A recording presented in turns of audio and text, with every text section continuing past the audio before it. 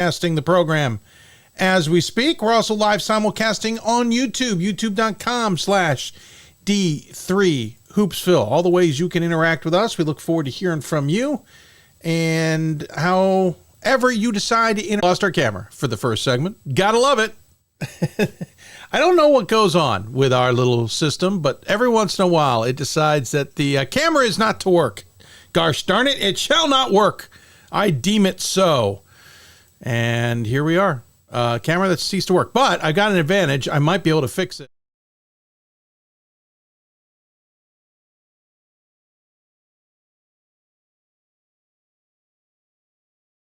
I killed my audio there. We'll try and fix this while we're on air here because I found a way to do it, and I can do it right in front of me here. But we get a chance here to talk about the new men's top 25 that is out. We will hopefully be getting the new women's top 25 sooner rather than later. But the new men's one is going to take some headlines because it is the closest top 25 at number one, at least, in quite some time. I have to double check Pat's tweet earlier about specifically where that is. But in the grand scheme of things, we have just one vote breaking up, as it were, the number one and number two slots in the poll. That's how it is as of these, as we go on the air now, I should say. And so, interesting situation, to say the least, as we get the camera back up and running there. So, it seems, it's interesting. You know what? This fouled up YouTube. We'll try and get you, or Facebook. When the camera froze, Facebook stopped streaming. So, we're going to go back and get that up and running here in just a moment. But as I was saying, let's see here. Actually, I'm going to take a step back here. I'm doing 5 things at the same time, so bear with us, folks, as we are trying to get back to what we had been doing. Anyway, so the top 25, what I'm getting at, John Carroll is our number one team. They were number one last week. Calvin is the number two team. They were the number two team last week. But the difference is one vote. Just one vote. That one vote being 582 to 581. So John Carroll, who's got 13 first place votes,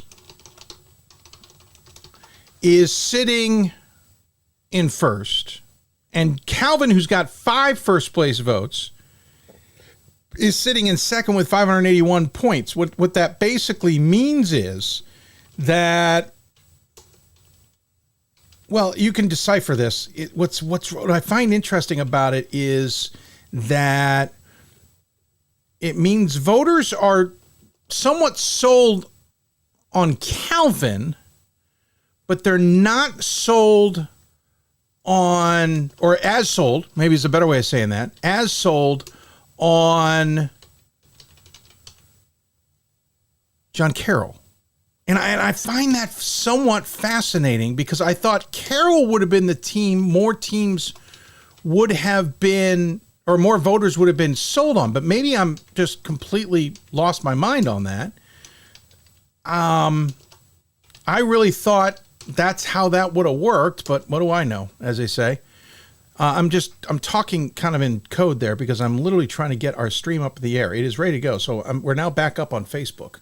For anybody who enjoys us on Facebook live stream, or it's starting. We'll see if it actually fires. Of course, we are up on youtube.com. Closing that window to see if this, we're up and running. So we're back on Facebook due to the camera. So that's interesting. Learn something new with Facebook, which I suspected a little while ago. When our camera goes and it goes back to a graphic, it kills the stream as if we had, it's stupid. But I digress. What do I know? Anyway, so John Carroll's number one, 13 first place votes, 582 points. Calvin is number two, 5 first place votes, 581 points. Guilford, by the way, is sitting third. They've got 4 first place votes, 11 points behind Calvin, I may add. Oswego is in fourth, same spot they were last time with 544. There's definitely a discrepancy there, but they've got 1 first place vote. That remains me, by the way. I am that first place vote. Then you've got Tufts jumping from 12th to 5th. They've got 2 first-place votes. So 2 voters last week who were voting for John Carroll, Calvin, or Guilford, not Oswego because I'm the only one voting for them, number 1, jumped off and joined Tufts. I know one of them is Ryan Scott. He tweeted yesterday, Sunday, that information that he had jumped in with the Tufts scenario. So Tufts jumps up from 5th. I'll admit I moved them up myself, but I wasn't putting them first. Hampden City, by the way, is 6. Whitewater is 7. Those 2 just swapped spots. They are 36 points different now. Case Western stays in 8th. NYU stays in 9th. Trinity moved from 13th to 10. Keene fell from 5th to 11th. Now, Keene lost earlier this week to Tufts. Now, here's where it gets interesting with voters, in my opinion. I had last week Tufts ahead of Keene in my top 25. So in my top 25, I expected Tufts to win. I was so impressed with how Tufts won, I jumped them up. Keene actually moved up 1 because they went 2 out of 3, winning 2 out of 3 during the week. I moved them up 1 spot. Most voters flipped that. Now, that probably means that most voters had Keene above Tufts last week. And so normally I get a little upset when I see a vote where a team that was receiving good, was in the top 25, but behind another one loses votes and falls because of a loss to that team ahead of them. But in this case, I think a lot of voters had it flipped. So Keene fell to 11th. Christopher Newport moved down a couple of spots, probably just because everyone's trying to move pieces around. That has nothing to do with Christopher Newport. And again, I don't know the point totals off the top of my head. I should have had this split. I didn't have that. Mount Union fell a couple spots as well. Emory stayed still. Elmer's jumped up 6 spots. WPI moved up a spot. Wash U fell a spot, basically just switching places. Williams stayed where they are. Trine stays where they are. Widener jumps in at 20th. Pomona Pitzer is down 1 to 21.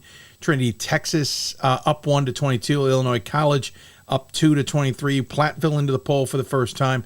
And Swarthmore falls 10 spots after losing to Widener. Again, I think there's a lot of voters who are repositioning teams.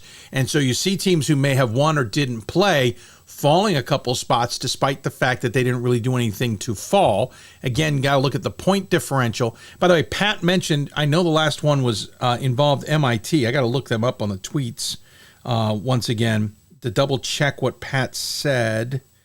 Bear with me as I call up the Twitters. We're not in the same workflow due to some changes with Twitter, which is not so much fun. So the last time the men's top 25 was just 1 point separated was week 1 of 2012-2013. So 11 seasons ago, when MIT got 600 points and Virginia Wesleyan had 599. I can tell that was 1 and 2, even if Pat doesn't say it, because the point total there. So it's been a long time since it's been this close. Again, it just tells you that more voters are kind of in agreement that Calvin's probably let's argue a top 5 program. Let's look. 581 divided by 25 is 23.24 points. That basically puts you a little above third, puts you second and 3/4 in the vote. Remember, number 1 is 25 points. Number 2 is 24 points. Number 3 is 23 points. Sorry, I have this wrong. Number 4 is 22. So it puts you at about 3 3/4 where all the voters have you. Considering you're getting 5 first place votes, that probably means everybody's got you between 2nd and 4th. Oh, no, 2nd and 5th is where most voters have them. For example, I've got Calvin sitting, though I'm the outlier of that. I've got Calvin 7th. So again, let's just say 7th. Maybe I'm on the low end. So voters got Calvin between 7 and 2 with 5 first place votes. So there's 5 voters at number 1, and they're at 23.24, which means they're sitting at about 3 and a quarter spot, 3 3/4 spot, closer to 4. That's interesting. Now, John Carroll, in the meantime, has 582 points, about 25 voters. That's 23.28. That puts him just a smidge above Calvin. But because they've got 13 voters voting him first, which means of their 581 points, 325 of them are coming from first place votes. Half the poll is voting them number one. By the way, I'm not one of those.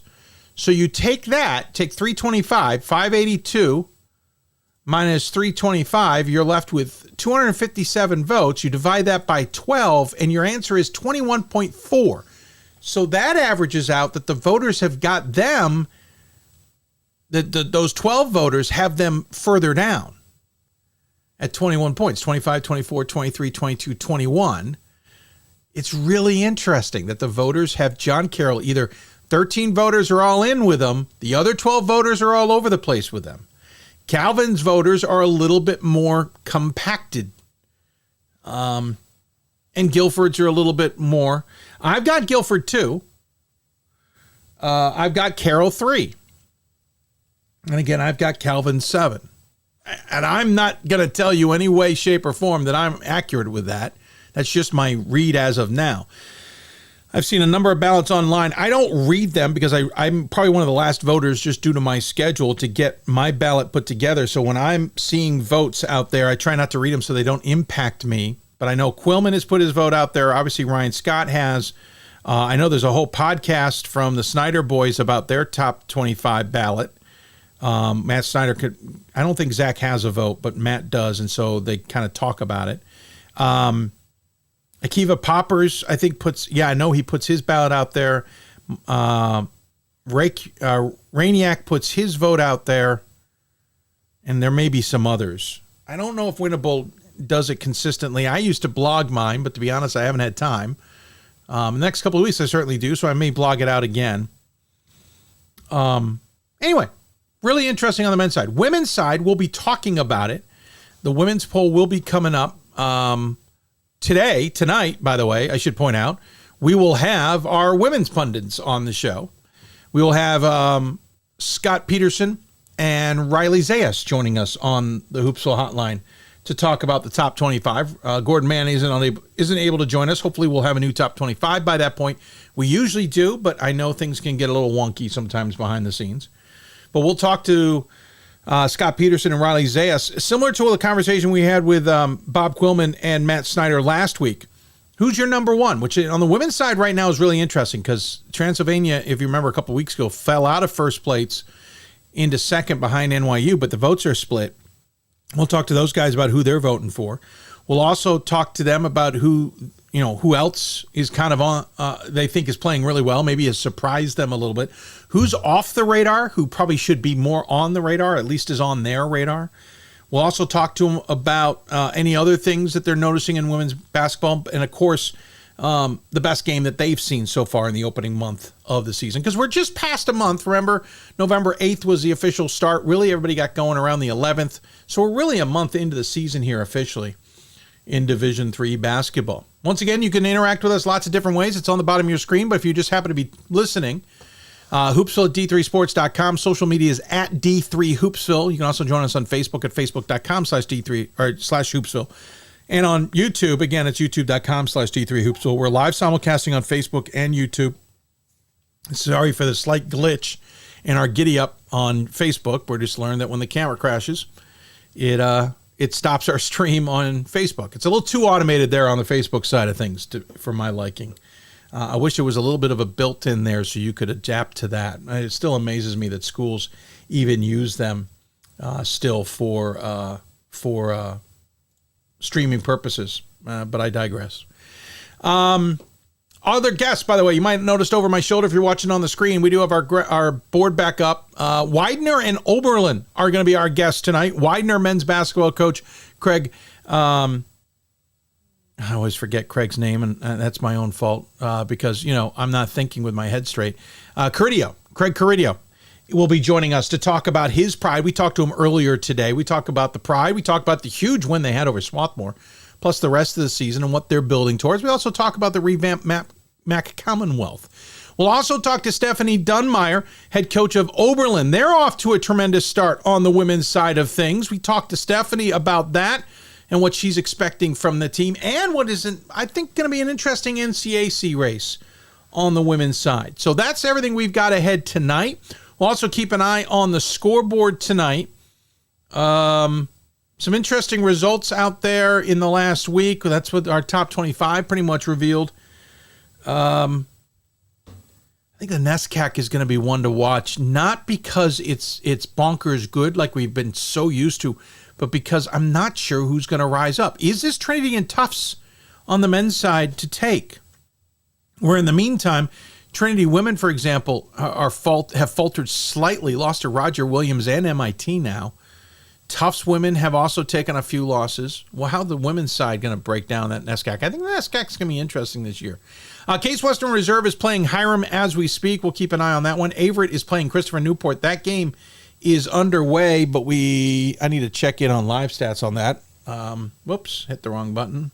We'll double check on that, see how Christopher Newport is doing on the men's side of things in that game. We'll quickly check it now. It is 31-27, Christopher Newport, against an Averett squad that is surprisingly 1-8 so far this season. It was 25-23 at halftime, by the way.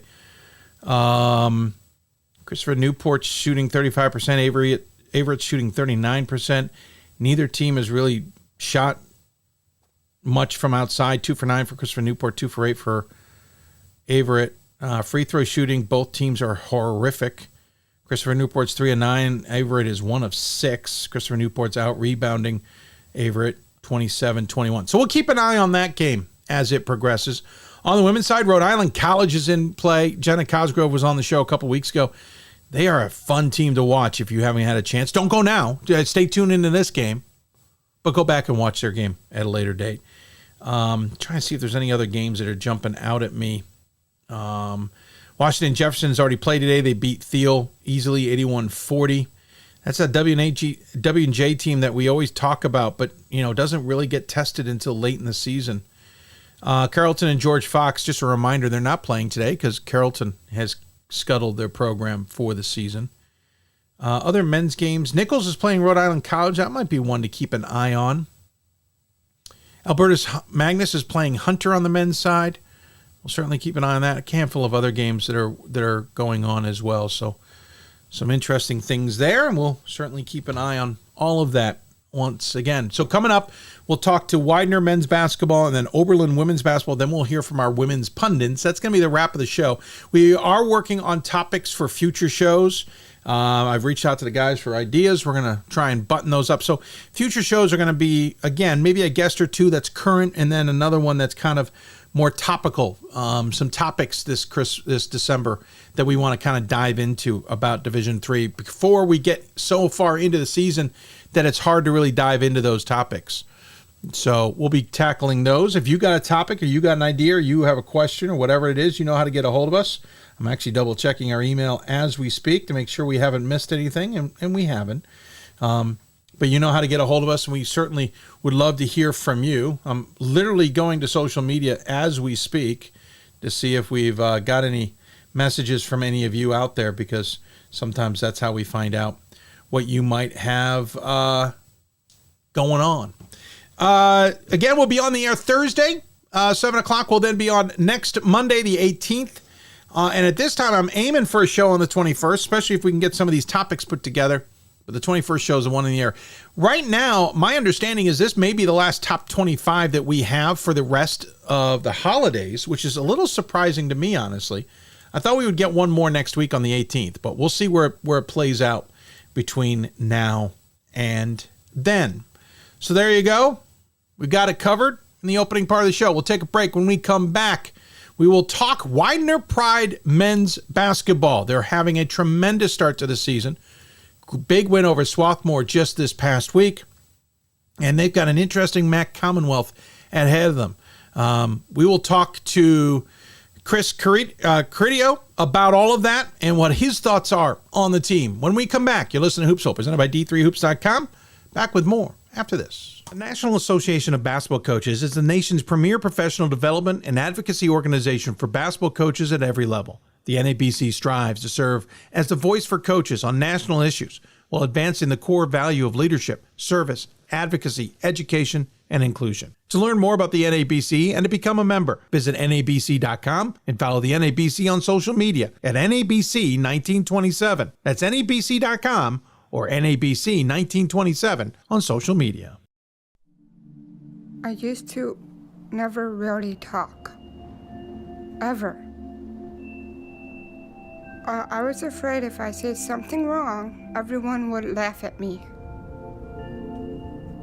But then I started to play golf with Special Olympics. It helped me to find my voice. And now everyone else is speechless.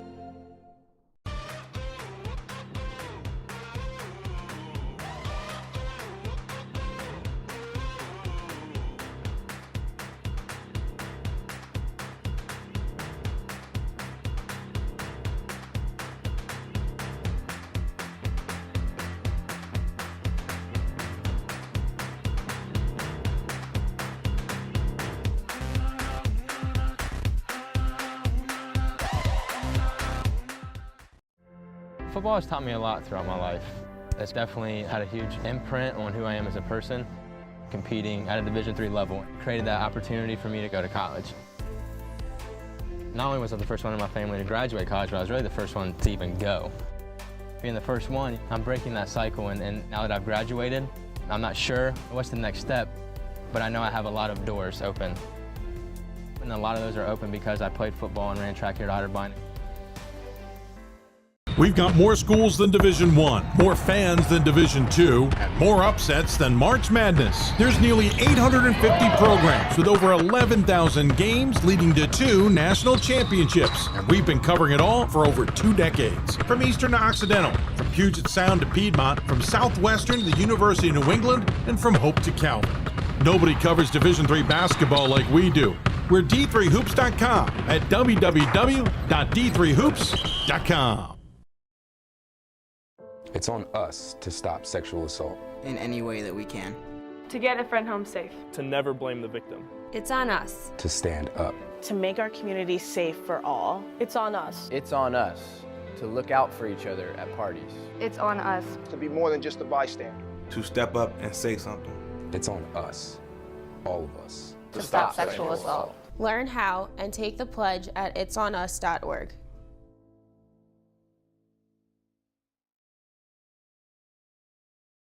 If I lose, I'll respond with respect. If I win, I'll back it up with humility. If I fail, I'll rise up with honor. It's tough for us to put it all on the line. Don't undo my hard work with poor sportsmanship. Respect. It's the name of the game. Coach of the Year, Administrator of the Year, All-America Team, Wade Trophy. The WBCA doesn't just honor coaches, but players, administrators, and much more. The WBCA strives to honor those who have contributed to the advancement of women's basketball. Celebrate the present, honor the past, look to the future.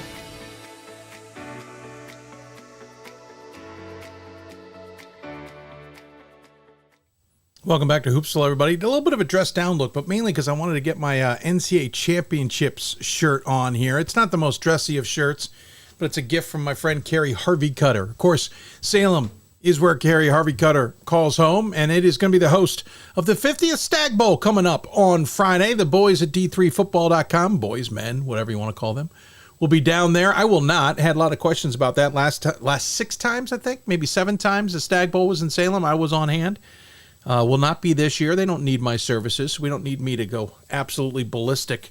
I was looking forward to being at last year's Stag Bowl, and unfortunately that did not work out, as many of you know. Nonetheless, of course, it was in my backyard, essentially in Annapolis. Nonetheless, Stag Bowl should be great. It's going to be colored red. Cortland got past Randolph-Macon in a barn burner of a game because they literally they burned everything down. They torched Randolph-Macon. And then the other one is North Central versus is the other opponents. They got past Wartburg in a heck of a game played out there in Iowa. So congratulations to those 2 teams. Cortland, I think, making its first ever trip to the Stag Bowl. North Central they've become the new mini version of Mount Union. They are out there once again. I'm looking forward to seeing how that game plays out. Of course, you can watch it on ESPNU at 7 o'clock on Friday, Eastern time, that is. Of course, you can time that up with the D3Football.com audio broadcast. Make sure to listen to Pat Coleman and the gentleman. The question becomes, Frank Rossi, what will he be wearing on the sidelines?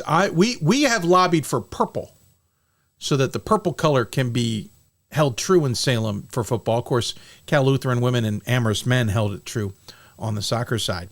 But anyway, congratulations to those two programs as winners. Our fall sports are finally wrapping up in their championships. By the way, quick nod of the tip of the hat to, was it Middlebury in field hockey? And I know it was Juniata in women's volleyball with their championships. And of course, on the call for Cal Lu winning it in women's soccer. And I was on the call on the men's side to see St. Olaf win it on the men's side of soccer. All right, so moving on. Widener men's basketball is off to an 8-1 start this season with wins over Roanoke, Worcester, Salisbury, DeSales, and Swarthmore, and a close loss to Hampton-Sydney. And ahead, they've got Carthage and Benedictine down in Florida before they get into the new vamped Mac Commonwealth coming up. Earlier today, I sat down with their head coach, Chris Corideo, to talk about the Pride. Now joining us on the Hoopsville Hotline is the head coach of the Widener Pride. It's Chris Corideo. And hey, welcome to the show. It's been a long time. And hey, great start to the season, Coach.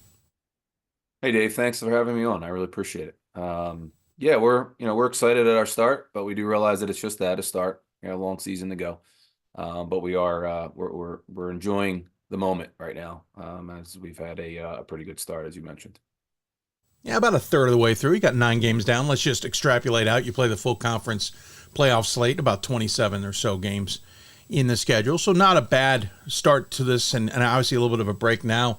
Going back a little bit, did you guys have expectations that this was going to be the kind of team you could have, that you could get out to a solid start and be in a good position by this point in the season?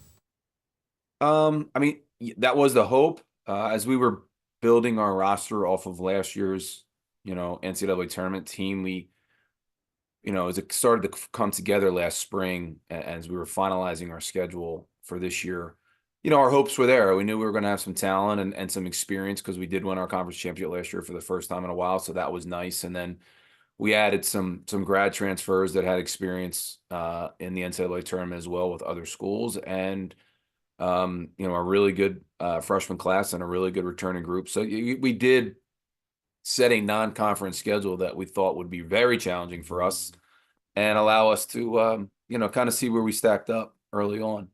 I think the biggest piece too was our conference. We lost. Lebanon Valley went to the Freedom side, so we didn't have a conference game until January this year for the first time in a long time. So we literally have our 11 non-conference games in the first semester. So that was kind of a real split right down the middle. Like, let's schedule our non-conference 11, and then we'll play our conference in January and February. So far, so good. 8-1 is a, obviously a great start for us, especially against the teams that we feel going in that we were, competing against.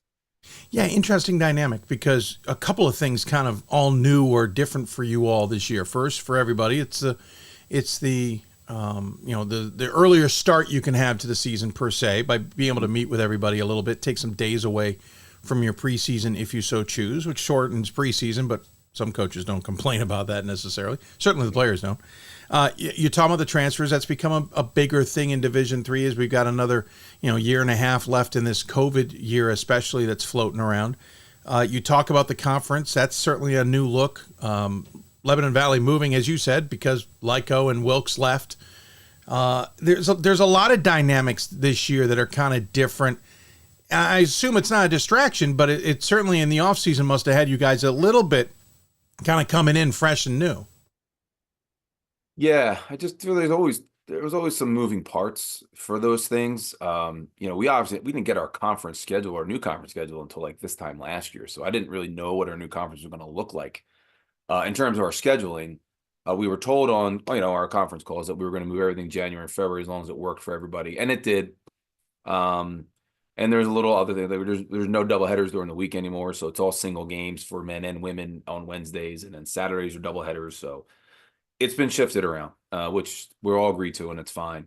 The hard part is now you got 2 more non-conference games to add. So we were really looking hard last year around this time moving into the spring, like how can we challenge our group as we get into next year? And so we mentioned, that we're going to Florida next week. We went to Ohio and played a tournament at Worcester. So we've been able to kind of fill it with some fun things that maybe we wouldn't be able to do in the past. So I don't know that we can always do that in the future because they are costly, but we kind of decided that we were going to commit to it this year.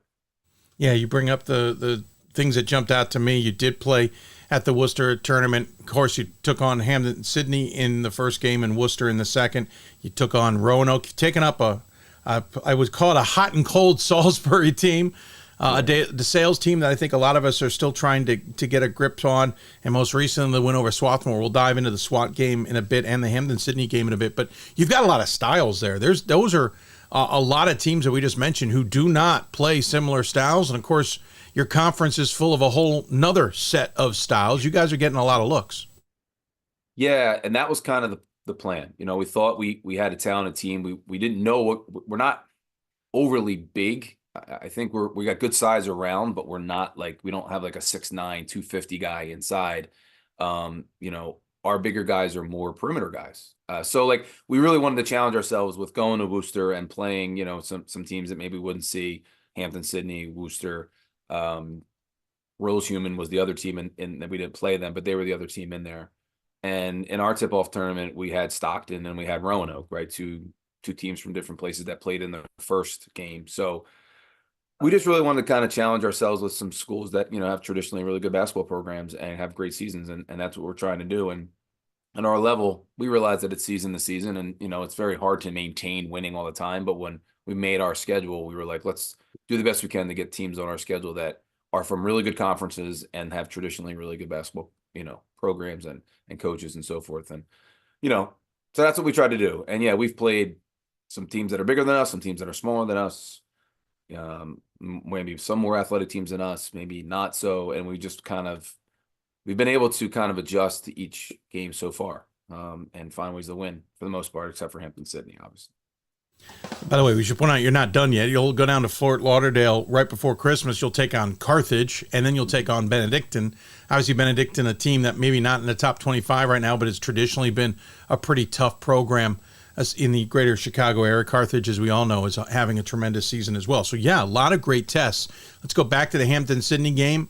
Listen, a loss by 9 to a really good team that's got some size and guys who can play well inside as well. You got to really be kind of resting your hat on that one. Despite it being a loss, it shows your team can really match up or play well or disrupt, whatever the case is, a team that really maybe you don't match up with all that well. Yeah, it was a great game for us. We weren't ready to win that game yet. We got down 12-0 or 11-0, something like that.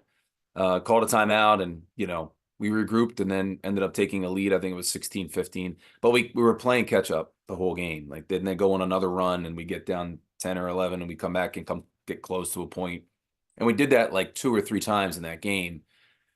And I think it was a 5 or 6 point game with about 5 minutes to go. And then they did another run and we just couldn't catch up after that. So they're very good. I've, even watching film on them on the bus where I there, because we played on Wednesday night at home and then we played them on Friday night in Worcester. So we were on a bus on Thursday watching film and I just was very, impressed with how good they are, how well coached they are.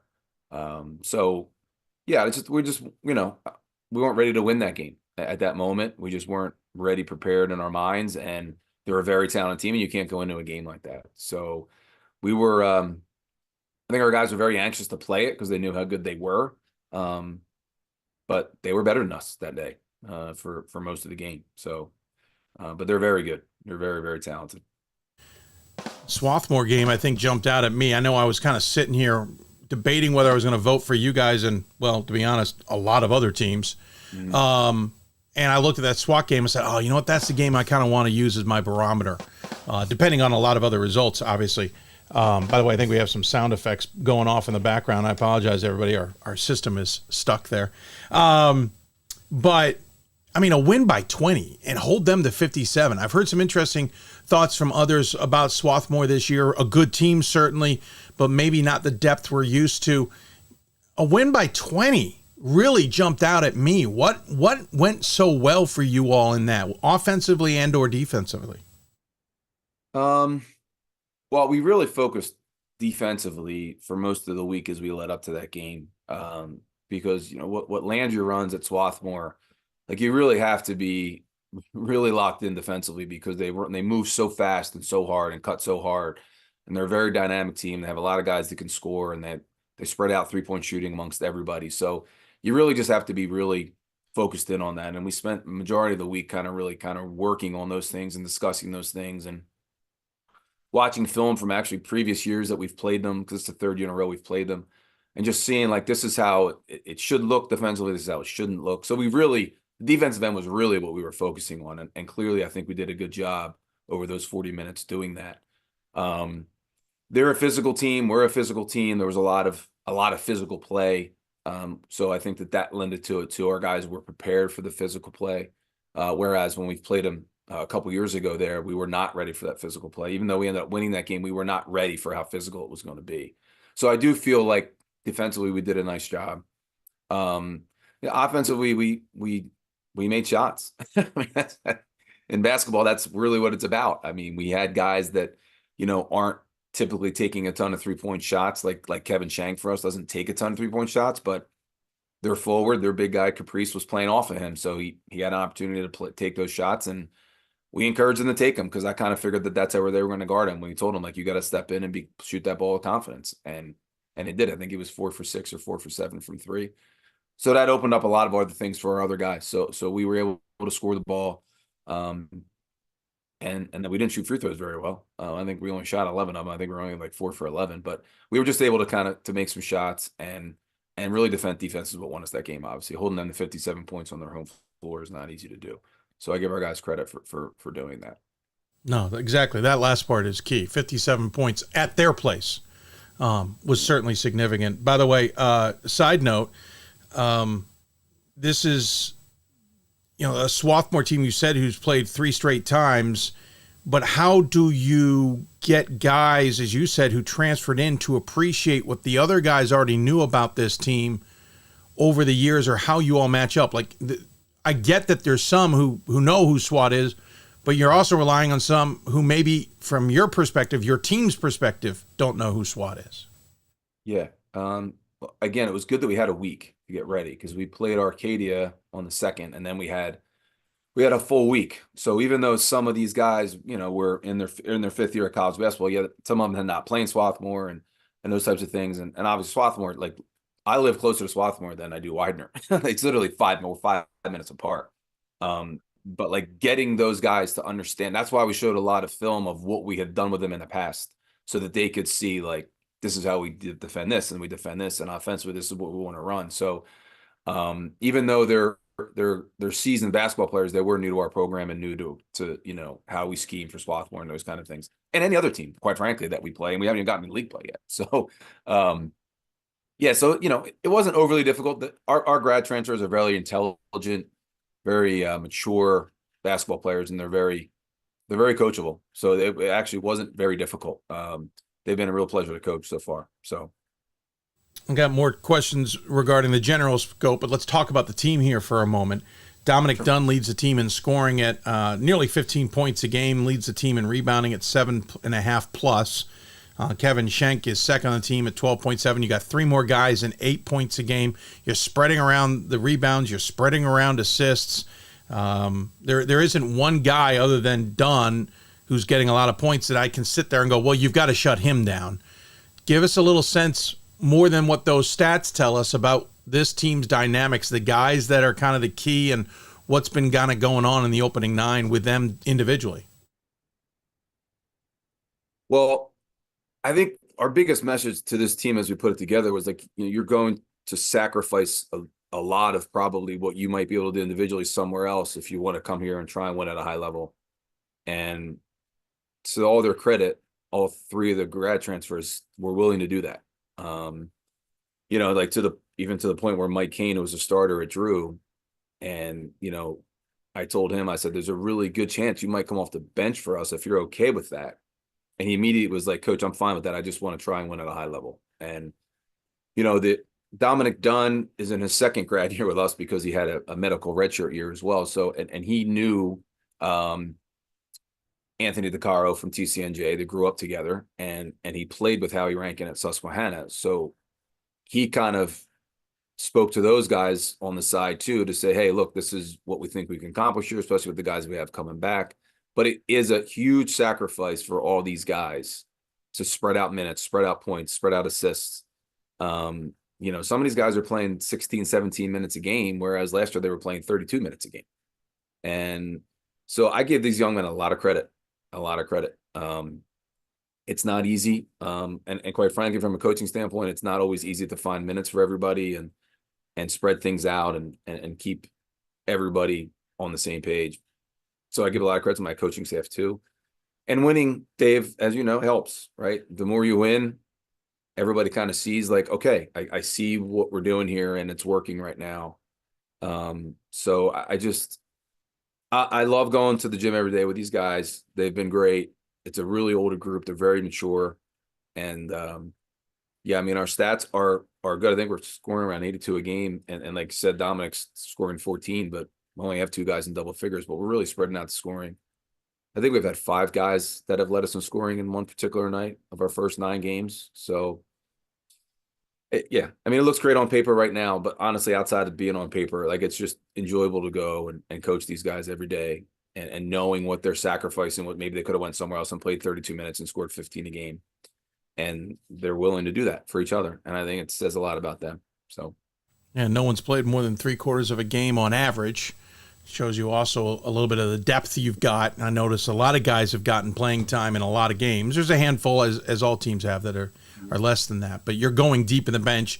You're getting these guys experience. And that's going to be important not only come conference time, but obviously coming out of this little bit of 11-day break you've got for exams. And you go right into the Lions Den, as it were, in Florida to take on Carthage and Benedictine. Having that experience even off the bench is going to be beneficial, isn't it not? Without question.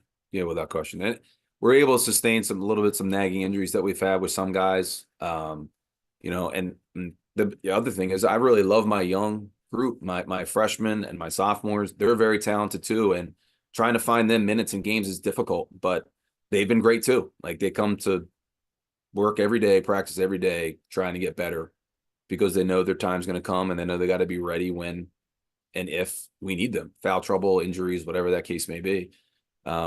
So our practice has been very competitive and been fun. And, you know, sometimes when you get, you know, you have a group and you get into January and February, sometimes your practices really get pushed back a little bit and your time, you know, you're doing an hour and 15 minutes. But honestly, our practice up to this point have been 90 minutes and an hour of it is competing. And our older guys still want to compete. They don't want to they don't want to say like, oh, I'm good, I can get a couple reps. And like, because our practice, because I do feel we have, you know, some depth that every practice is competitive, which is really fun too. So yeah, I mean, we don't practice again until Wednesday because guys, like I said, they're loaded up on exams today and tomorrow, and they start to lighten up as the week goes on. And I know when we get in there Wednesday, they're gonna look at the practice schedule and say, when are we competing? Like, yeah, the drill work, first 20 minutes, whatever, but like, when are we playing? When are we competing? And they really do. They want to play. So our depth has been great, and it's fun, and it's the deepest team I've ever had in my 23 years as a head coach. Yeah, that's impressive to say the least for any of those top 25 voters out there who are still on the bubble about putting Widener on the ballot. Let's talk about the conference here. Again, as you mentioned earlier, a little bit of a different look with Lyco and Wilkes leading the Freedom side. They had to move somebody over. Sometimes that goes a little trepidatiously. Lyco and Wilkes might be an example of how that goes trepidatiously. Lebanon Valley switches out, which is kind of strange to me. I'm so used to them being on the Commonwealth side. And now you're down to Hood, Stevenson, Eastern, Alvernia, Messiah, Albright, York, Pennsylvania. I've seen a few teams already this year. I'm used to the Commonwealth side being a little bit like I always say, the Big Ten. It can be a bruiser from top to bottom. This year, I'm having trouble getting my finger on it. It doesn't feel as dangerous or competitive. Maybe I'm missing this. Are you guys going to stand out from this conference, or are there some sleepers in this conference that are going to really make things a challenge this season? I have a lot of respect for our conference all the time. And I think every time we go into conference play before we do, it's really easy to judge teams against other teams that you don't see. And like, oh, we played them and they played them, but the score was this. Agreed. Yeah. But what happens when you get in the conference play, it's just the rivalries, the coaches know each other so well, everything changes in my opinion. And I'm sure every coach in the country says the same thing because it's true. It's true. You know, you can look at ratings and rankings all you want. You know, when we play Hood or Stevenson's was our first two, like those are going to be wars. And I know it because those coaches are very good coaches. They've got really good rosters. They know our team. They know what we do. Same thing, vice versa. Like conference play is conference play. And it's great that we can separate the two this year and do all our non-conference first and then focus on the conference because it is like a second season. And, you know, I speak really highly about every coach in our conference. They all do a great job. So, you know, and our first conference game is at Hood. That will be a war. You know, I mean, they're a great team and Chad does a great job. And, you know, they're a unique team and they're difficult to prepare for. So, you know, I think our conference, once we get in the conference play, we'll start to see, you know, the competitiveness and the high level. It's just this every year. So we're anxious and excited that we're having a great non-conference schedule and record right now, but we do know once we come back after Christmas that it's like, this is the real season that we're heading into. And I know our guys are prepared for it because, you know, a great example is last year we played Stevenson at home. They held us to 47 points, you know, and then they had a great game plan and they beat us up, you know, and York beat us last year in the last week of the season, you know, before we had, you know, 1-2 games and won our conference championship. It can happen because the coaches are really good and they have good rosters and they know how to coach. So like that's why I look at our league as a gauntlet for us always. And I'm sure every coach feels the same way because when you're in this little world of your own league, your own conference, it really becomes that. It really is this little world that you live in for that moment and then that time. And you're just trying to survive and get out so you get an opportunity to play in the NCAA tournament. And that's the way we'll always look at it. Yeah, no, it totally makes sense. That's kind of why I wanted to know that perspective.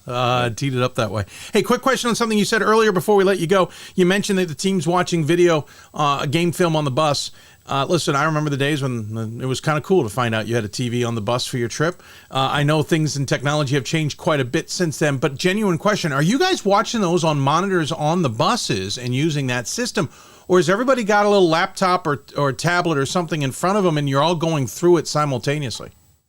Well, coaches who have our laptops. Yeah. I mean, we're basically working off our laptops on Synergy, you know, stealing the Wi-Fi from our phones because the Wi-Fi on buses isn't the best. Yeah. So yeah, we're basically, you know, and in that instance, because we were playing Wednesday night, jumping on a bus Thursday afternoon and going to Worcester, we had 7 hours. So we were able to cut some things up prior to leaving so we could watch just the clips on Synergy and those types of things. And then, you know, our guys can watch it too on their Synergy when we send it to them. So yeah, I mean, that's the best technology we have right now. I mean, trust me, I'd love to be able to plug into the bus and, you know, do a film session right there, but it's basically, that's it. Then when we get to the hotel, we were able to get a conference room and do it together. So yeah, that's how that worked. I didn't want to make that sound that we were overly technology. No. I know what you meant. I was genuinely curious because I'm curious if you guys can tap into the TVs that are in the buses, but more importantly, I know it's important to get that work done then. Yeah. Because you don't want to be in that conference room too late that night before. You don't want the guys going to bed late because you're trying to, you know, slam something in or do too much in a small window while you're in the conference room. So I totally get it. That's why I kind of asked the question. Hey, Chris, appreciate all the time you've given us. We could certainly talk for a lot more about the Pride and learn more about it, but I appreciate the time you've given us and gotten the insight we've got about the team. You guys are off to a great start, and I congratulate you for that. I look forward to the game coming up on the 20th against Carthage and the 21st against Benedictine, and I look forward to seeing the conference play as well. As always, though, we give the coach the final word. Any final thoughts you want to share with those tuned in? No, I'm just thankful for D3 Hoops and your site and everything else you guys do for college basketball at our level. It's really opened the eyes to a lot of others, especially with social media now. It's not just, you know, whisper down the lane kind of like, hey, who's good? I think we all kind of really can see it and we feel, I know all the players feel it and they follow it and they, you know, that we are part of pop culture. People know who we are now. It's not just, hey, I heard this team out in the Midwest might be good because, you know, I heard whisper down the lane, but like actually we can see it. And a lot of it starts with you guys and is you know, kind of expanded from there. So thank you, Dave, everything you guys do to help promote our student athletes and make them feel part of the big picture. Appreciate it. Well, thank you. I appreciate you coming on and let us talk about your team as well. Have safe travels first and foremost. Have a great holiday season. We'll look forward to catching up with you down the road. Great. Thanks, Dave. You too. Absolutely. Chris Corideo joining us here on the Hoopsville Hotline. Once again, Chris joining us on the Hoopsville Hotline. Appreciate him taking the time. Again, they've got Carthage and Benedictine ahead, and then the conference schedule. I'm going to be fascinated on that conference schedule. Listen, I didn't even mention York, Pennsylvania as much as I should have. Matt Hunter's got a good team there. So that Matt Commonwealth's going to be fascinating to watch. Now that Lebanon Valley's out, it's a little bit smaller. Things have split up. I'll be fascinated to see how that all plays out. There are some teams who are not as good as I'm used to seeing them. So that's why that question kind of originated. We'll see how it plays out from there. By the way, they are in the top 25 now, number 20. That had not come out when we talked to Chris earlier today. All right, we're going to pivot. When we come back, we'll talk women's basketball with Oberlin women's basketball coach Stephany Dunmyer. Talk to her about the good start that the Yo's are having and what she expects for the rest of the season as well. You listen to Hoopsville, presented by D3Hoops.com. Back with more after this. For the love of the game. But for those of us who are Division III student athletes, it's more than that. A lot more. Sure, the game is important, but as we work so hard to build both mind and body, it's more about team. That is why NCAA Division III teamed up with Special Olympics, and in giving the gift of sport to those for whom it seemed an impossible dream, we are working to make this a better world. Help us keep that dream alive. You can make a difference. We are the coaches of women's basketball. We are leaders and teachers, dreamers and winners. We are professionals who conduct ourselves ethically and with integrity. We place the education, safety, and well-being of the athletes we coach above all else and teach them the fundamental values they need to succeed in life. We are coaches united for the good of our game and those who play it. We are the WBCA.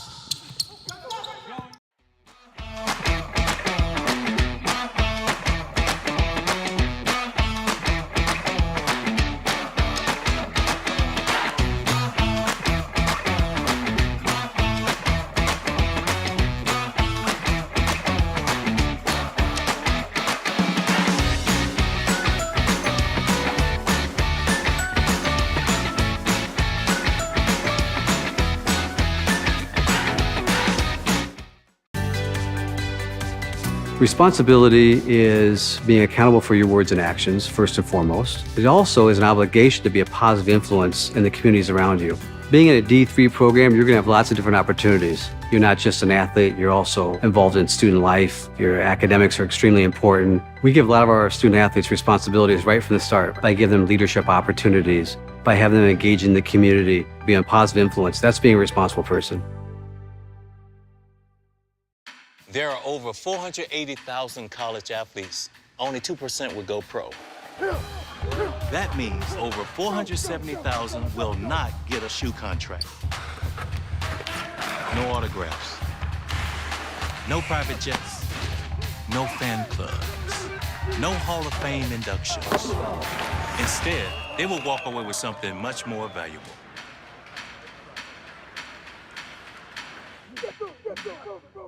We've got more schools than Division I, more fans than Division II, more upsets than March Madness. There's nearly 850 programs with over 11,000 games leading to 2 national championships. And we've been covering it all for over 2 decades. From Eastern to Occidental, from Puget Sound to Piedmont, from Southwestern to the University of New England, and from Hope to Calvin. Nobody covers Division III basketball like we do. We're D3Hoops.com at www.d3hoops.com. I did receive a non-athletic scholarship upon entering school. I got the presidential scholarship, which was huge for me. I think there's more opportunities for academic scholarships in Division III. I did receive academic scholarships. Just being involved on campus, being a leader, all those things combined kind of get me recognized. It's a great experience for me.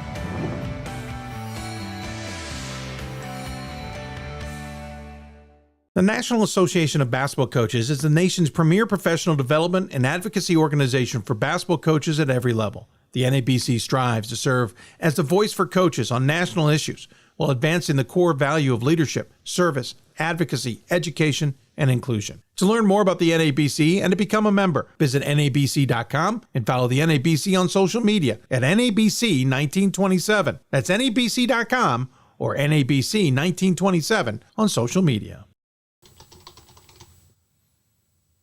Welcome back to Hoopsville, everybody, as we continue on this show. Don't forget, coming up, we'll be talking to our pundits on the women's side, Scott Peterson and Riley Zayas. The new women's top 25 poll is out, so we'll be talking about that new poll as we go along. Quick update from Christopher Newport and Averett. That game with about a minute left to go. Christopher Newport leads by 14 now.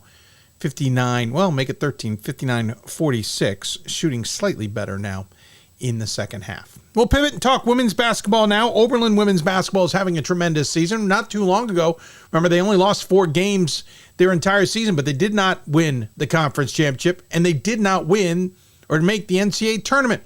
So maybe some unfinished business, but they had a pretty good year that year. They built on that last year, though not as much success, but certainly looking to do more. They're off to a tremendous start this season, 7-1, and Stephany Dunmyer's squad could have the NCAC. A little bit frustrated with Oberlin. We decided to chat with her earlier today about the hot start. Joining us now on the Hoopsville Hotline, it's the head coach of the Oberlin women. It is Stephany Dunmyer. Oberlin. I think I said that right. For some reason, it sounded strange. Welcome to the show, Coach. Great to have you back. Terrific start to the season, 7-1. I know we're coming off a loss. We'll talk about that in a moment. But listen, double overtime win over Baldwin Wallace, a win over Mount Union, win over Brandeis, and some others in that group, even Kane. You've got to be pretty pleased with how this season has started from your perspective.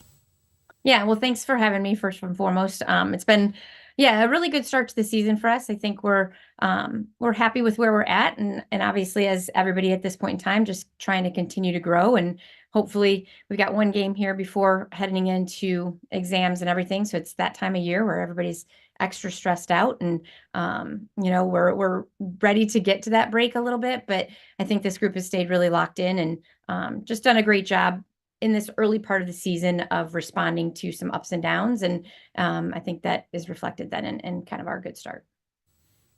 Again, a loss to Chatham, but if you dive into Chatham looks like they're a really good team this year as well. I think they're 8-2, if memory serves now.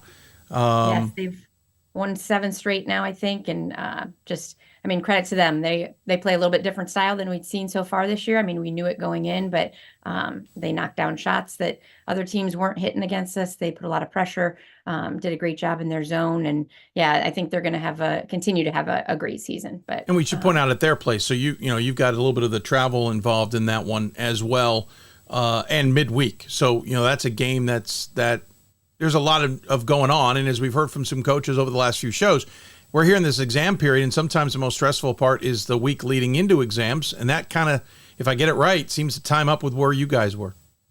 Yeah, we head into exams at the end of this week and everything, so it was a last Monday game actually. So, but we were definitely didn't seem like ourselves, but again, a lot is what Chatham did to us. Again, a lot of credit to them, but I think once they punched, we didn't counter punch. We kind of just came out a little bit flat then after they really came at us and stuff. So did you all expect, when you looked at the schedule, knowing the pieces you have back from a team that 2 years ago certainly broke through, last year still played pretty solidly, that this is the kind of start you could develop? Or, in other words, was it on the whiteboard? In other words, hey, we can get to the near holiday break with one loss on our schedule, or was it, or is this even a little unexpected from your perspectives? I think we had some changes, obviously, even from like last year. We did our personnel has changed a little bit. We have a little bit smaller roster this year, so I'd say I'm a little bit pleasantly surprised. I think if I would have looked at the schedule, I don't know if we would have been right here in my mind, because we've also changed our offensive outlook a little bit. We're trying to play a little bit different style this year and not running through a big in the middle as much as we have in the past and stuff. So it's been really, really exciting. And I think something that our players have really embraced and we're really looking forward to, but a lot of unknowns in that as well. So I think it's a little bit of both. It's like, yes, you look at it on paper like, ooh, we could, but definitely I'm pleasantly surprised. And I think probably we're in a better spot right now in terms of wins and losses than I would have predicted very early season. It's interesting you say you're not necessarily playing through someone in the middle. When you look at your roster, you've got quite a bit of size in the middle. 6 foot, 5'10", 5'10", 5'11", another 5'10", another 6 foot. And granted, we're just looking at paper. I'm not looking at their numbers just yet. But when you've got that kind of size and they say we're not necessarily going through the middle, that's an interesting dynamic because I think defensively everyone sees the size and goes, oh, we got to worry about the middle. Right. Yeah, I think with our size, honestly, they are some of the most versatile players I've ever had the opportunity to coach. So it's been really exciting. We've got our 6'2", 6'3" kid and Angela Kumler, a sophomore for us, played point guard in high school, and can get the rebound and start the break. Camille Zayas for us, a junior who very much, again, in high school, ran even some point guard, but is our strongest post player, is someone that can rebound the ball like no other and just has great court vision. So I think the name of the game for us this year has really been versatility. And in those lengthy positions, some of those are actually, they would prefer to face up. They're maybe a little bit more, just not finesse players, but they're not that back to the basket, like going to just back you down type of player. So taking advantage of their ability to do both and to take advantages of mismatches inside, but also really to run and pick up our pace a little bit more, but to allow them to kind of flow through the offense and just play basketball. We're trying to script it less. I'm trying to coach less this year, Dave. That's the main thing here. So maybe that's working for us. I don't know. Interesting concepts. Coach less. In other words, when you want to take a timeout, you don't take the timeout? I mean, it's more like I'm not scripting some things and like really being like, Sure. read it and play, but we've also kind of backtracked and like, okay, we got to script a little bit and then kind of to go with it from there and hope that, again, we can kind of continue to make adjustments as we go. But yeah, that was my theory earlier. I was like, I'm just not going to coach. I'm going to step back and just be like, play basketball a little bit. And it's really, really hard. It's been one of the most challenging things to do, I think. I'm sure. First off, there's always got to be some kind of base. So yes. I can appreciate that you can't just go free for all necessarily, unless maybe you're the NBA. But furthermore, it's interesting you talk, and we see this on the men's side too. More and more players who you expect to be kind of in the middle, as we talked about, have more of an outside game or a mid-range game. I would love to see more of a mid-range game. Are we losing the inside game, or is it still important for that person who might be 6 foot, who can step outside and shoot, to have that inside game available so that that everyone doesn't figure out, oh, they're not a threat inside, especially if they get the ball there. They don't know what to do with it.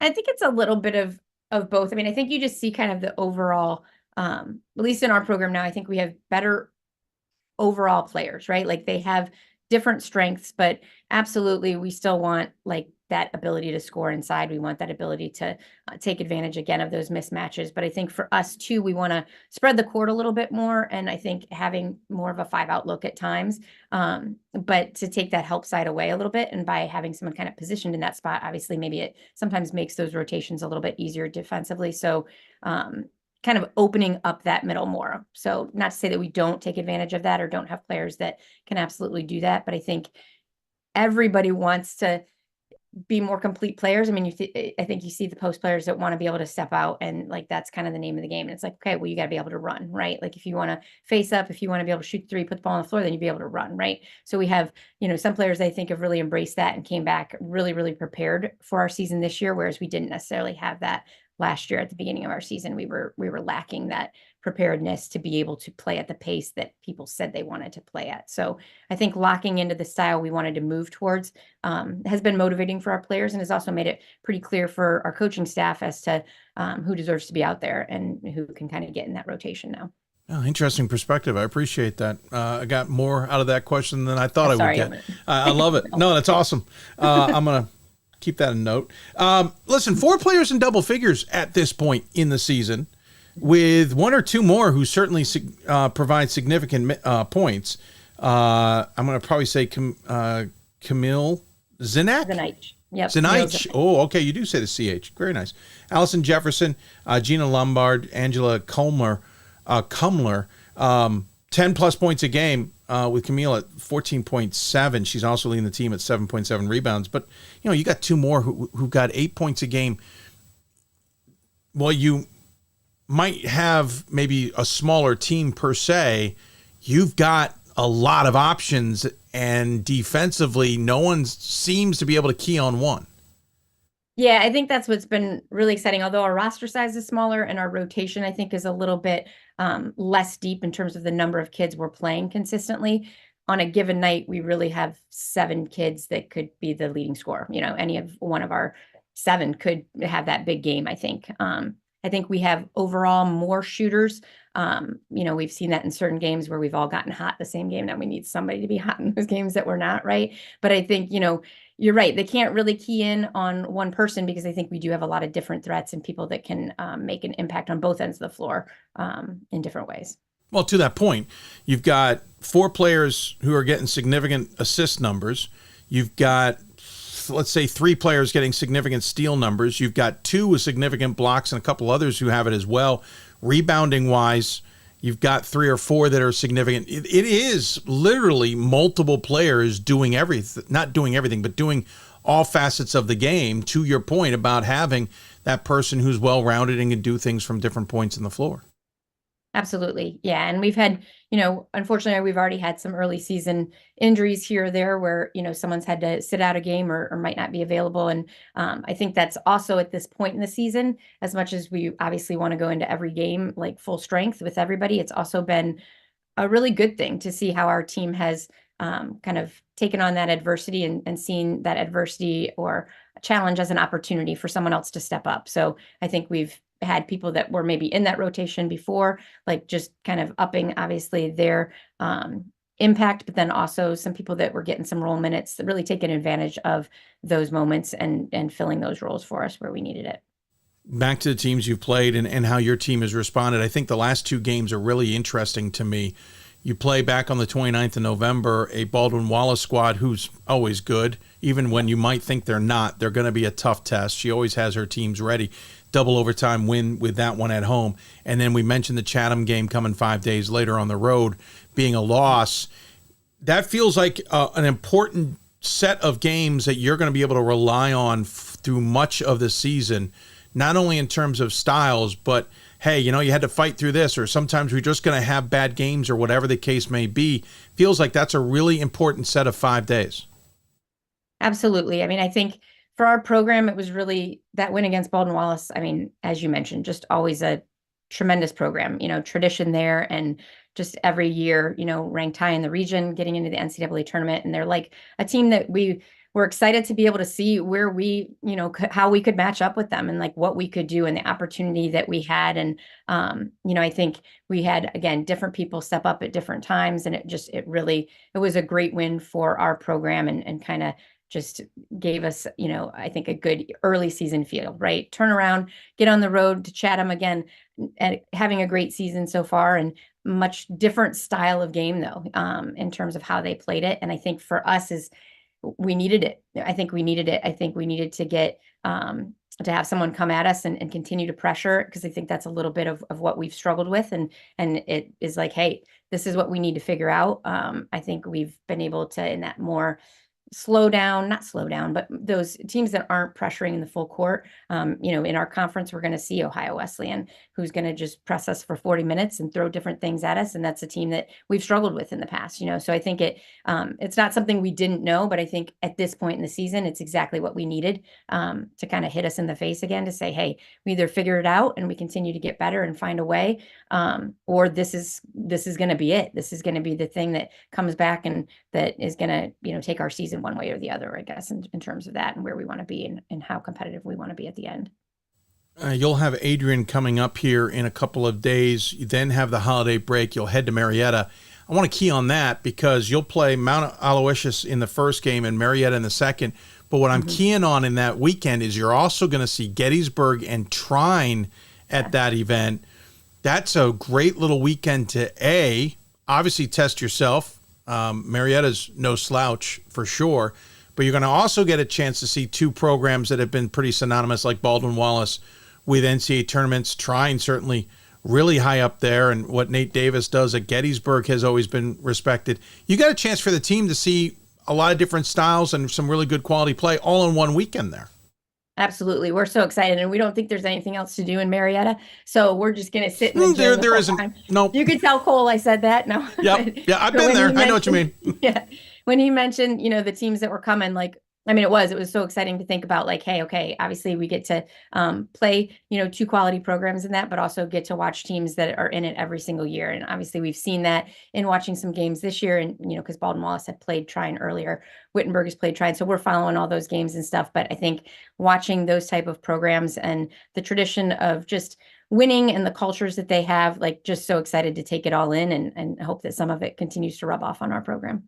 Well, and then you'll translate that right into conference play. You'll start off with Hiram, and then DePauw's not that far away. DePauw's off to a 5-3 start this year. Denison 6-2. You mentioned Ohio Wesleyan; they're 5-2 this season. Everybody else maybe not having a great start to the season, but can certainly be a bit of a test. This is an interesting conference. There's always the ones you expect at the top, and then there's always the surprises. Maybe you guys are in the surprise category. Maybe you should be at the top. I don't know yet. But how do you get ready for what will be a grind of an NCAC conference once again? Yeah, it's been so interesting since we went to with Allegheny leaving a couple of years ago and having that 14-game schedule last year, right? And this year with it all being in January, February. I mean, it's nice because you get into that Wednesday, Saturday routine with that, but it's like you turn around and you're like, wait, didn't we just play this team, right? Like, we're playing them again. It's like 3 games later. Like, how is this happening? But it's a battle every night. I mean, I think Ohio Wesleyan, Wittenberg, DePauw, Denison, those are I think, like, the other ones that, like, right now are kind of looking to be in that top echelon, and hopefully we're in that as well, right? And then, but on a given night, I mean, you have the Hiram, the Worcester, and the Kenyon that, you never know. And I think in our conference, that's what's been exciting, is I think on a given night, anybody can play with anybody. But again, hoping that it's just the level that our conference has gotten to this year. I mean, just looking at the non-conference stuff, right, with Ohio Wesleyan knocking off Marietta 83-58 early, right? Like, Wittenberg beat Trine, Wittenberg beat Albion. Like, we've got some big just conference wins that continue to happen. DePauw is always challenging themselves in their non-conference, I think, and doing good things and stuff. So I think the NCAC as a whole is just really making a statement this year, I think, in the way that they're scheduling, but also in some of the wins that they've had and stuff. So I'm excited, and I know that just hoping that, again, once we get there, we can be healthy and put our best foot forward, but it's going to be a battle every single night. 2 years ago, 21-4, just miss out on the NCAA tournament, losing in the conference tournament, unfortunately. You've got some players who certainly remember that. You all remember that. How much is that still a drive? Okay, listen, we made a breakthrough, but we didn't get the conference title. We didn't get the NCAA tournament berth. Is that still a drive now, or is that, hey, if we get there, that's great. We've got other goals first? I mean, I think right now we're thinking get better every day, right? Continued growth with our culture, with our team, but absolutely, we want to win a championship. We want to put ourselves in a position to be playing our best basketball at the right time. And that's at the end of the season. So even, we look at that 21-4 year, and it seems like kind of that year, but we lost in the semis, and we were really not in a great spot, to be honest, going into the end. I don't think we were nearly as strong as we were last year, even though we were 17-11. We did get to the championship game last year, and I felt like we were playing much better at the right time in comparison with that. So again, I think for us, it's continuing to grow. It's how we respond to adversity, because I think that 21-4 year, we didn't have a lot of it. So when it hit us, we didn't respond well. And I think that was evident in our end of the season. Whereas last year, I think we hit some early that I think really benefited us towards the end. So hoping maybe this is that next step this year, and we get that mixture of both, and we respond even better. And again, can hopefully, be in a position to make a run, at the end in that conference tournament.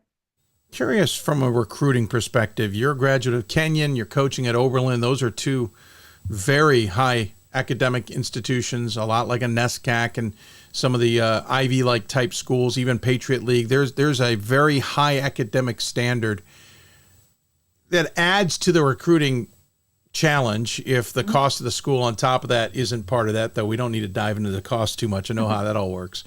But what have you been able to figure out, or what's the secret to getting student athletes, who we all know are smart, MIT teams are pretty good too, but how do you get them interested in coming to Oberlin, and how do you get them interested in committing to those 4 years when there's so much other things that are important in their academic life, especially at an institution like Oberlin? Right. I mean, I think that's a great question, right? I think sometimes you think you get it figured out but it's a constant struggle, right? Like it's finding that right fit. It's getting people on campus. It's getting them around the people here to see if they feel like it could be home.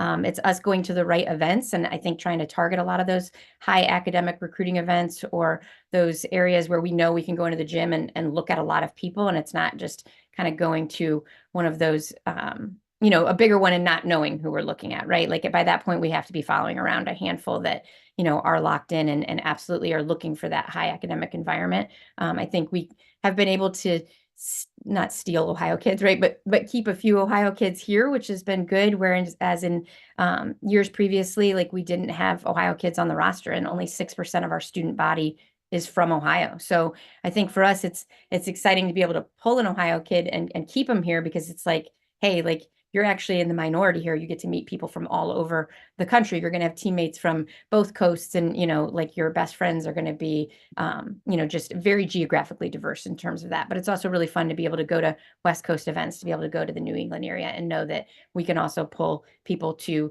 this nice little rural Ohio town and it can be a really good fit for them. So it's a lot of different pieces. I think mainly then it is getting them here and knowing that we want them to take advantage of the whole Oberlin experience. But at the same time, for us, I think we are at that point where we want to win championships. We want to be really competitive every single year. So it's finding that person that can absolutely embrace the Oberlin experience, but also basketball is a priority and basketball and that experience, like they can't imagine their 4 years without it. And they want to help take our program to that next level of success. And quickly, does that also have to be an all athletic department mentality or to help? In other words, say, hey, listen, we're not the only program. This team does well. This team does well. This one's starting to improve, et cetera. Or can it be an individual team thing where you don't need to worry about the other department? I mean, I think our department is continuing to move in that right direction. I think it's easier, obviously, when you can point to that and point to our track and field team who's competitive every single year and has just built a tremendous culture within their program.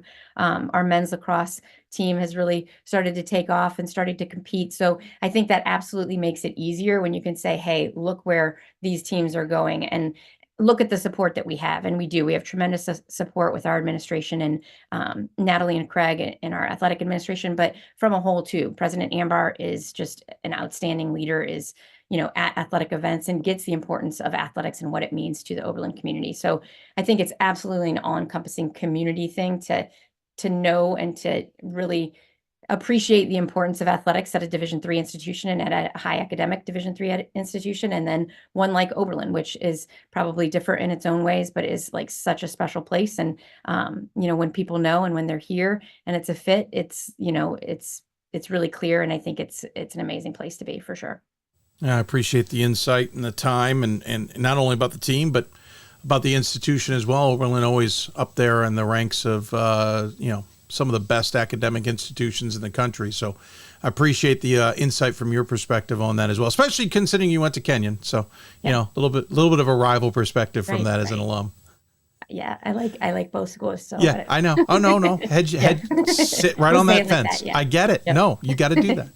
Hey, I appreciate the time, Stephany. Thanks so much. Good luck the rest of the season. Look forward to keeping an eye on your squad and see how the season progresses. And hopefully we're talking about you in the end of February and the beginning of March as well. But no pressure. We know it'll get there eventually. In the meantime, we always give the guests the final word. Any final thoughts you want to share with those tuned in? Yeah, just watch women's basketball, right? Follow these games because it's, continuing to grow at all levels, but we have a great brand of basketball here. So continue to support and thank you for all that you do, Dave, and putting us out there and just making a name for Division III women's basketball and continuing to support us. Absolutely. I appreciate your time. It's a lot easier to do it when we have people like yourself coming on to talk. And enjoy the holidays, enjoy the rest of the season, and we'll look forward to catching up with you down the road. Sounds good. Thank you. Stephany Dunmyer joining us here on the Hoopsville Hotline. Once again, thank you to Stephany Dunmyer for joining us on the show. Hey, listen, that Oberlin team may be one to watch. Might fit under the category of flying under the radar a little bit when we talk to the guys coming up here shortly, Riley Zayas and Scott Peterson. We'll see if they even are talking or thinking about Oberlin. But listen, good start to the season, a little untested maybe. I mean, a win over Baldwin Wallace in overtime isn't really untested. That Chatham team is one maybe we should be keeping an eye on as well. Well, I don't know. That jumping up on my radar with that win. Of course, NCAC play will be paramount in the conference with DePaul, et cetera. It'll be fascinating to watch. So we'll see how that all plays out coming up. Real quick note, Stephany's partner, Molly, used to work in the Old Dominion Athletic Conference for a long time. Actually, that's how the two of them met. Tip of the hat to Molly. We always love Molly, and we miss her quite a bit, but Stephany's doing pretty well there at Oberlin, so it all makes sense. Take another break. When we come back, we'll talk about the new top 25 out in women's basketball, and Riley and Scott will join me with their thoughts on the first month of the season in women's hoops. You listen to Hoopsville, presented by D3Hoops.com. Back with more when we come back. We've got more schools than Division I, more fans than Division II, and more upsets than March Madness. There's nearly 850 programs with over 11,000 games leading to 2 national championships. And we've been covering it all for over 2 decades. From Eastern to Occidental, from Puget Sound to Piedmont, from Southwestern to the University of New England, and from Hope to Calvin. Nobody covers Division III basketball like we do. We're D3Hoops.com at www.D3Hoops.com. Coach of the Year, Administrator of the Year, All-America Team, Wade Trophy. The WBCA doesn't just honor coaches, but players, administrators, and much more. The WBCA strives to honor those who have contributed to the advancement of women's basketball. Celebrate the present, honor the past, look to the future.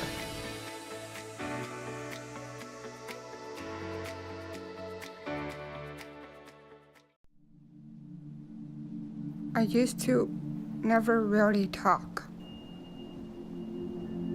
Ever. I was scared and shy. It was hard to look at people's faces. I was afraid if I said something wrong, everyone would laugh at me. But then I started to play golf with Special Olympics. I made friends and won lots of gold medals. But I learned more than just playing golf. Special Olympics helped me to find my voice.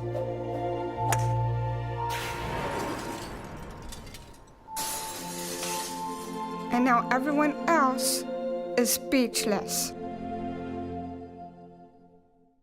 Division III allows you to give yourself to other things. Having that free time allows me to pursue the things that I want to pursue.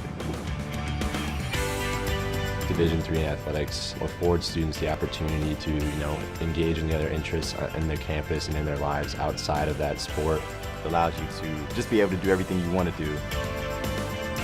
I wouldn't change it for the world.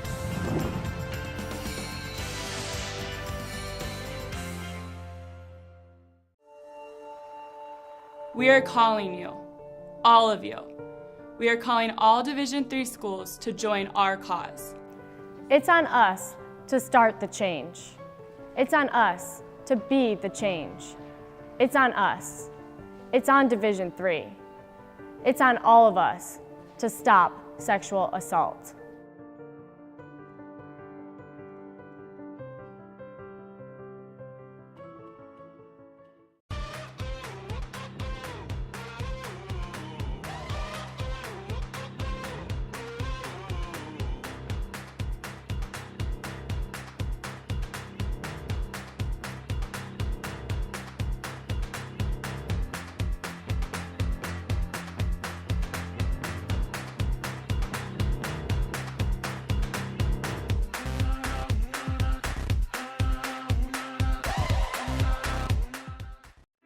I learned a lot of valuable lessons playing college football.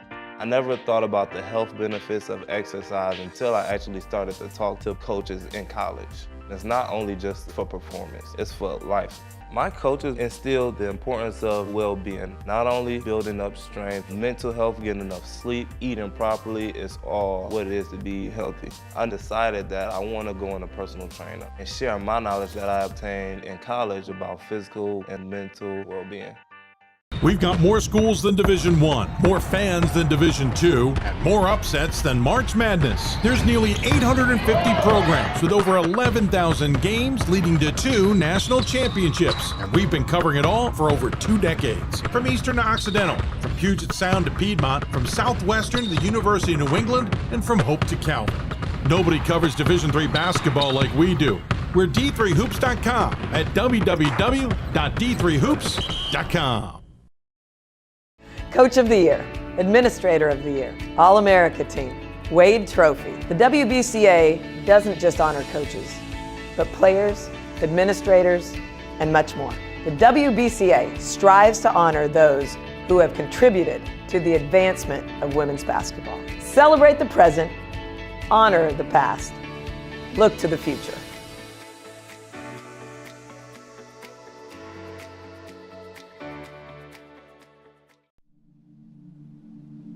I used to never really talk. Welcome back, everybody. Cutting the stream off right there, the ad going on. I think you'll understand. You may have seen it already. Talking women's basketball. By the way, quick update, though. The final score from Christopher Newport, they got past Avery at 61-50. I wouldn't say that's the best game the Captains have played, but they did outscore themselves in the second half, and they shot better in the second half. So Captains Christopher Newport on the men's side with a win, 61-50. That's kind of the big marquee game. There is a good women's game going on tonight. Rhode Island College is taking on Springfield. Actually, let me check on that when we get the guys in here to see what the live stats is telling us. It's Rhode Island College in control late in that game. They are up 41-25. They've only allowed 25 points to Springfield in this one, including 4 in the second quarter alone. New top 25 is out, and we'll get the guys on right away to talk about it. Joining us on the Hoopsville Hotline, it's our buddy. Let's try that again. Join us on the Hoopsville Hotline. It's our buddies and our deep dive guys on women's basketball. It is Scott Peterson and Riley Zayas. If you're looking at the screen, Scott is the one on your left. Riley's dead center because we've decided to line him up with the target, and I'm sitting on the right. If you got questions for us, you can try and tweet us. We'd be happy to try and answer your questions. No promises if they're good. They're going to be good answers or not.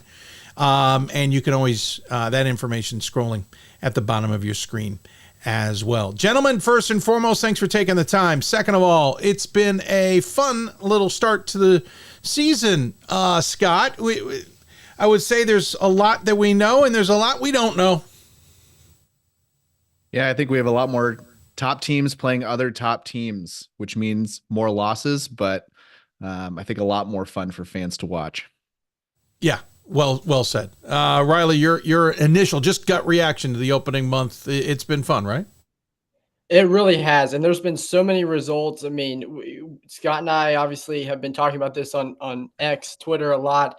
I mean, just so many different, games going back and forth. We've both been tweeting out final scores. It seems like every night of surprising results or big results. And you love to see that. You love to see teams testing themselves well in non-conference play. It definitely produces some quality results. And I think it's definitely contributed to the way that I voted in the top 25 so far, getting to see a lot of these teams in action against other top 25 caliber teams. It's a great thing for the sport. It's funny. I thought we put an age restriction into those who voted in the top 25, and Riley keeps sneaking past. I don't get it. I'm kidding, Riley. No, great, good way of putting it. Good way of getting things started. Let's just get right into the meat and of what everyone's talking about, because I think it caught a number of people by surprise. I certainly got some emails about it that Transylvania, who had been the preseason number 1, didn't hold on to that number 1 despite not losing to NYU. And listen, I can be on any side of the fence on this one. If you want to really have me argue it, I'll argue why I think Transylvania should stay number 1. I'll argue why I think NYU certainly deserves it. I'm kind of curious, though, and I realize you both might be voting for the same team, but I am kind of curious. NYU's got 20 first place votes. Transylvania's got 5. Riley, where do you sit on this fence? Yeah, Dave, I've had NYU as my number 1 since the preseason. And fascinating. Transylvania is certainly, they're certainly a high caliber team, right? You watch them play. I've watched them several times this year. There's a reason why they won the national title last year. There's a reason why they're right there again this year, right? They bring back a lot of talent. But NYU, you just look at the level that they're playing at right now. And it's one of those things where in the preseason we saw that Morgan Morrison was coming in from Smith and Megan Bauman's coming in from Babson. And they bring back, I mean, NYU, with just the returning production, is already going to be a top 5 team. Then you bring in those 2 big grad transfers, and all of a sudden you have increased talent, increased experience, and just a huge, really, really talented rotation there. And once we saw NYU on the court, admittedly, I wasn't sure, voting for them number 1 in the preseason, what it was going to look like when we actually saw them out there on the court. But so far, it's just been everything that I thought they would be. Very competitive, very strong team that just seems to be very skilled on both ends of the floor, to the point that I'm not really sure at this point who's going to be able to knock them off. And it's going to take a lot for me to take them out of that number 1 spot, even with a loss or 2 in UAA play. Interesting. Great perspective on that. Scott, where do you sit? Same. It's been NYU since the preseason. I think the previous year gives you information about the teams, but you don't get any points for how you finished in the last year. And Transylvania, while they brought back a lot, they lost a lot too. Guard play is really, really important in Division III, and they lost one of the nation's best guards. And besides an awesome point guard, a post presence that scores in the post is also super rare, and that's what Morgan Morrison is. And so the early season results have really borne it out. NYU is blowing out opponents. They are winning the points, the rebounds, and the turnovers against good opponents. Transylvania is doing the same, but to a lesser degree, and has had fewer tests. I still think Transylvania is my overwhelming number 2, which is nothing bad at all. But NYU is just overwhelming talent, and they are showing it on the court right now. Yeah, I mean, obviously you guys don't buy into they were the defending national champs, so they stay number 1 until something happens to change their mind. Obviously you guys don't buy into that, but it goes to show you, I think, well said by both of you guys, that when you have a well-rounded team and you're getting the results, and I know you two have been voting since the preseason NYU, but from your perspective, Scott, do you think that's what the voters happened? They said, listen, I'll give it to Transylvania. Then they started seeing the NYU results and went, wait, hold on. I can't stay here on this train. Yeah, I mean, we're seeing voters every week, I think, between 2 to 5, it looks like kind of flip towards NYU. And I mean, to me, it's just overwhelming talent. It's one thing to hear that a school is getting a great recruiting class, or they brought back a lot of graduating talent, but to add Morrison and Bauman is almost an unprecedented amount of talent to add. Right. We're going to talk about other teams that added Hildebrandt or Toomey or Bardich, like great players. But you add 2 of them that are 5th-year seniors. I think it is unprecedented. No, I agree with you. Riley, any final thoughts on the NYU Transylvania convo? Yeah, I completely agree with Scott on that. I just think when you bring in that kind of talent, for me too, it wasn't even just the fact that Morrison and Bauman were coming in as, first team All-Americans. It was the experience that they brought, right? And I think that's very, very key in Division III, especially. They played in these big time games. They know what it's like to play in front of these huge atmospheres, and they've immediately come in and made an impact. And I think that just speaks to the talent level that they've brought with them, and the talent level that was already there for NYU. So yeah, I completely agree with everything Scott just said. Well said, guys. Let's pivot. If it wasn't NYU and Transylvania, it'd be an interesting conversation. Maybe who's the best team in the land, because while there's maybe more losses at the start of this season than we're accustomed in women's basketball, Scott, there's still some teams who are still playing really good. Anybody else that you think is playing really some top-notch basketball right now? First name I go to is Whitewater. They played an incredible schedule last year and lost. Even so, they won a ton of games, but they lost more than I was expecting to last year. I thought that they were really, really strong. And even against that tough schedule, they lost more than I was expecting them to. But they went far in the tournament. I think it was either Sweet 16 or Elite 8. But this year, they're doing great. They added a transfer, Katie Hildebrandt, and it really appears that she has unlocked a lot about that team, because they graduated some really good production. But she's a tall player who fits into their scheme well, but also shoots the three. And it seems like Aaliyah Grundall's already good numbers have completely taken off. And they're just a tough team to beat because they're very tall and they're very athletic. And I think they can overwhelm a lot of pretty much every other school with their size. That's a good point. By the way, we talked to Carrie Carollo recently, so if you missed that conversation, go back to the Hoopsville archives. Great chat with her about the expectations for that team and the dynamics going on, including the transfer, as you point out. Riley, who's on your list of teams that you think are playing really well right now? Yeah, Dave, on my list was Whitewater, but also Illinois Wesleyan. I think Illinois Wesleyan, for me, has just really shown that they can compete with the best. They went down to the wire against Whitewater for one, and they're just a team right now that within a CCIW that's going to be really tough this year. They're 9-2 overall. They got wins over Puget Sound, Wash U, Carroll, who just, Carroll knocked off Milliken this past weekend.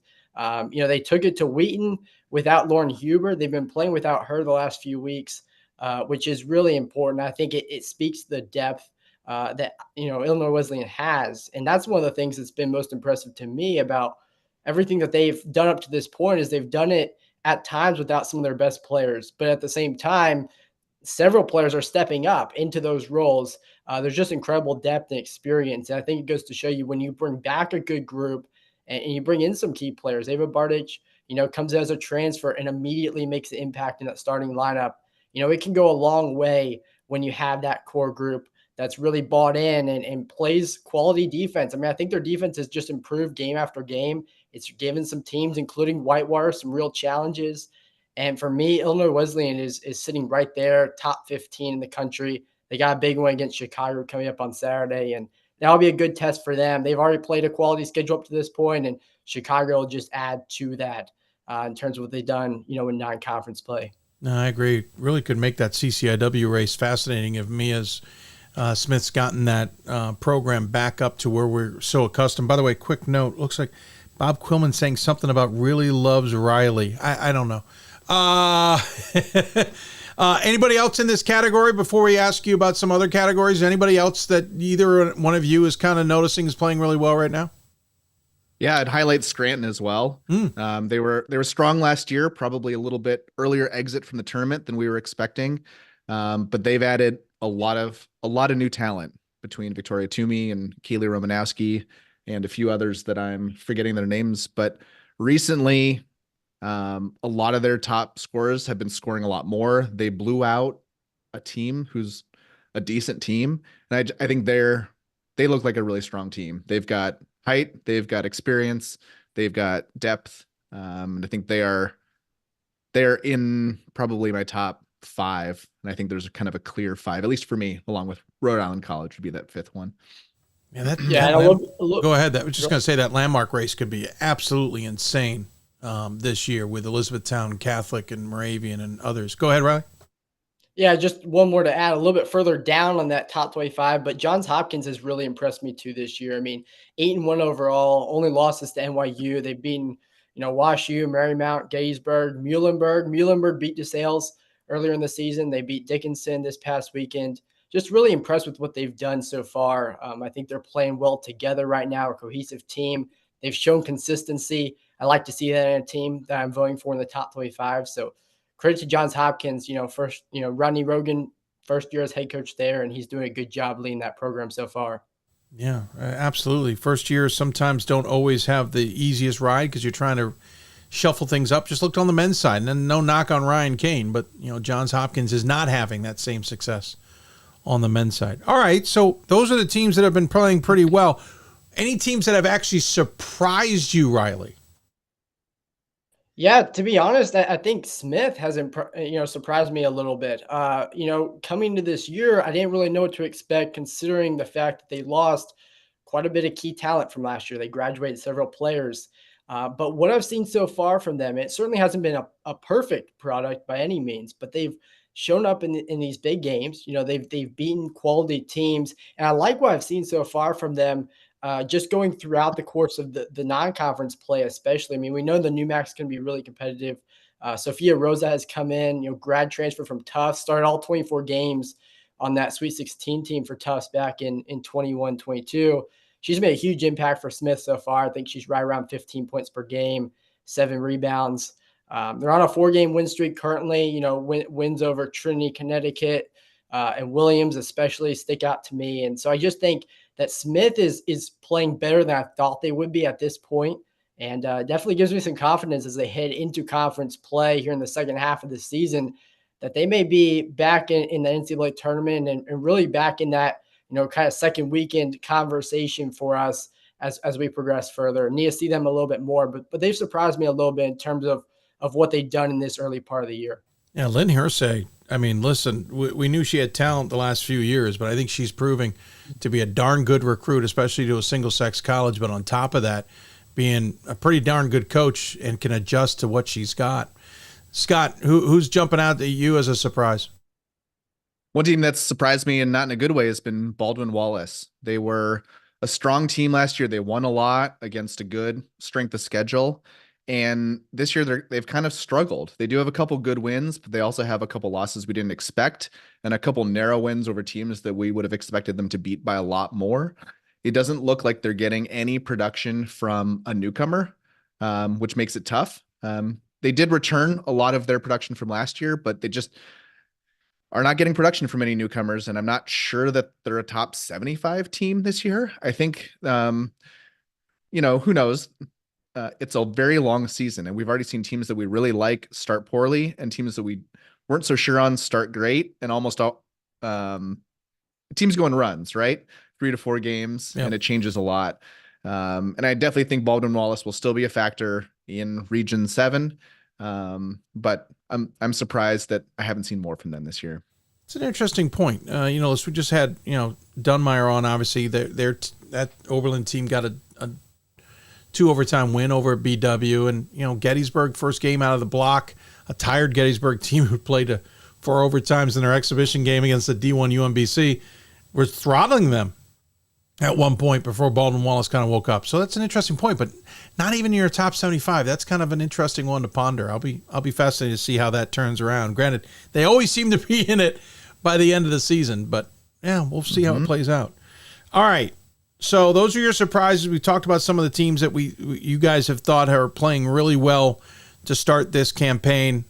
I'm curious, anybody who's not seemingly on the radar right now that is standing out to you, i.e., whether it's good or bad, but maybe they're not getting top 25 love. Maybe voters, or not even voters, but just general fans, including myself, haven't noticed how well they're playing. I know one jumped out at me today. That was Chatham. I don't know if I just mentioned one of them that you guys have, but Scott, who kind of is flying under the radar a bit for you? I'm going to highlight Concordia Moorhead. They lost to Whitewater and Stevens Point early in the year, and I think kind of got them off of everyone's radar really quickly. But they've put together a really nice stretch since. I think it can be hard to get a handle on the MIAC because they play so few non-conference games. But in the non-conference games that the MIAC has played this year, they've done well in them. And so I think Concordia's, recent 5 wins against MIAC opponents, I think that those are worthy wins, and they've been doing so impressively. And I expect them to keep rolling in the MIAC, and I'm really interested to see them face off with Gustavus. Yeah, that's a good one. They've been on and off my radar. That could make that MIAC race fascinating too, in its final throes of being the gauntlet that it is.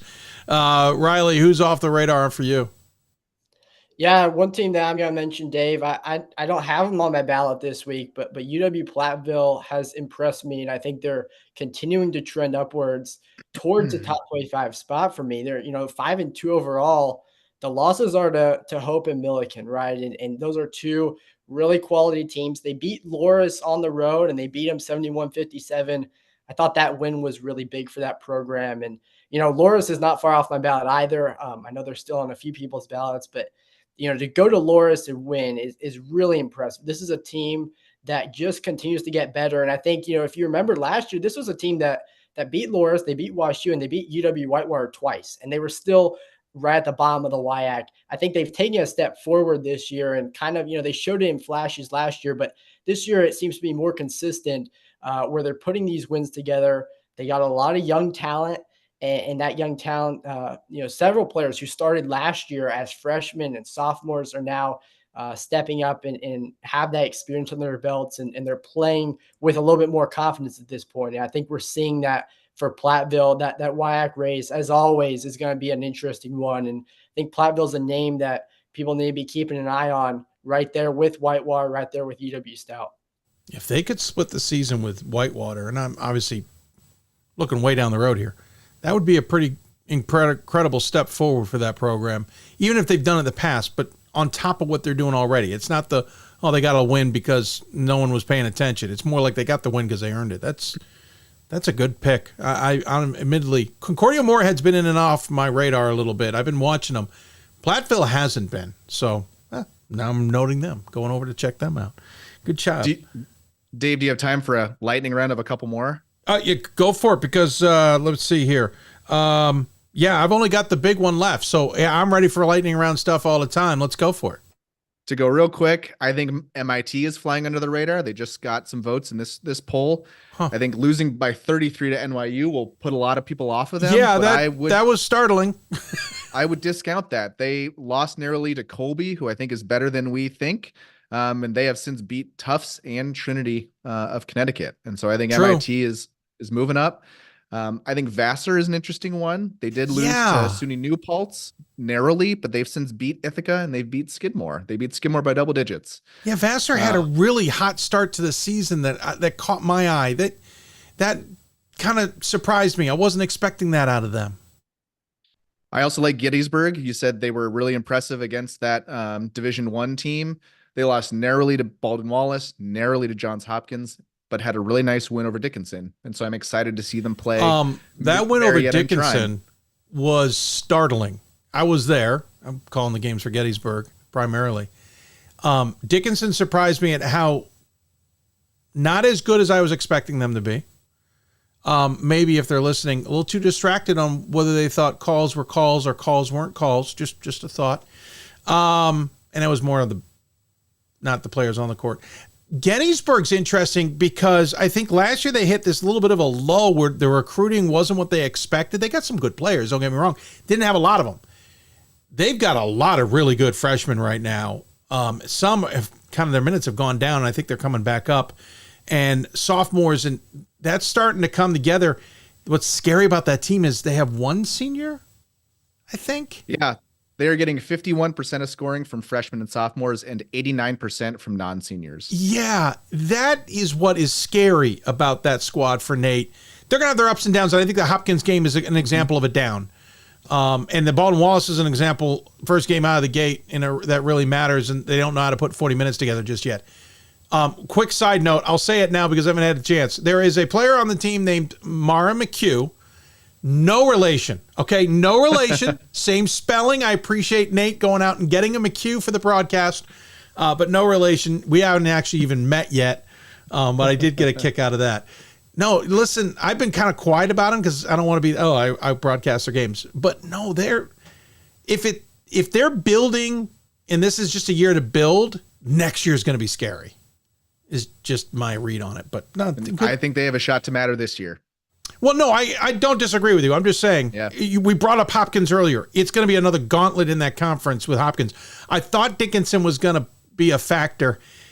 I think they're going to be all over the place, honestly. I expected a lot more, and to lose by 30 to Gettysburg, and it wasn't a great game. I don't think Gettysburg played exceptionally well in that game. They played good. They just didn't, it wasn't like their best game of the season. That's why I'm saying if they can't get past the Hopkins, because Hopkins is playing so well, but listen, there's also some other sleepers in that Centennial to be worth watching. But no, I've enjoyed watching the Bullets so far this season. Sorry, didn't mean to derail your lightning round, sir. Oh, my only last one was Stevens Point. They're undefeated. They have a nice win over Concordia Moorhead. They've also won at Ripon and beat St. Norbert. Unfortunately, they don't really have another test until WIAC play begins. But they're definitely one to watch and see, like, hey, can they go better than 50% in WIAC play? Or not. So far tonight, we have mentioned Whitewater, Stout, Platteville, and Stevens Point out of the WIAC. We are used to doing that on the men's side. I think this might be, And by the way, we haven't even mentioned Oshkosh, who you know is going to be in the mix. That is a deep women's conference this year. It is. We haven't mentioned River Falls either. Oh, good point. Whew. That WIAC could be brutal this year. Any others? Riley, anything else? Because I got one more major question I want to ask you guys, but we can certainly chat with anything else. But Riley, anything else that we haven't brought up that it's kind of sitting on your mind? Yeah, just throw in one more in addition to everything Scott just went through. Bowdoin really has impressed me. I think you look at things, and this is actually something that as you look at the numbers, I mean, they're 8-1. They beat Springfield. They actually beat that Colby team that Scott just mentioned as being pretty good. Colby's been another impressive one for me. But yeah, I mean, to start off 8-1 with some of the quality wins that they have, I think they're a team to keep an eye on. I don't know if they're top 25 caliber for me just yet. They're not on my ballot this week, but I think they could be at some point. Definitely a team to keep an eye on, especially as you get into NESCAC play and they start playing some really quality teams week in, week out. This could be a team that can make some noise that may not be on everyone's radar, especially in a very deep NESCAC. I mean, you want to talk about deep conferences, the NESCAC is always right there.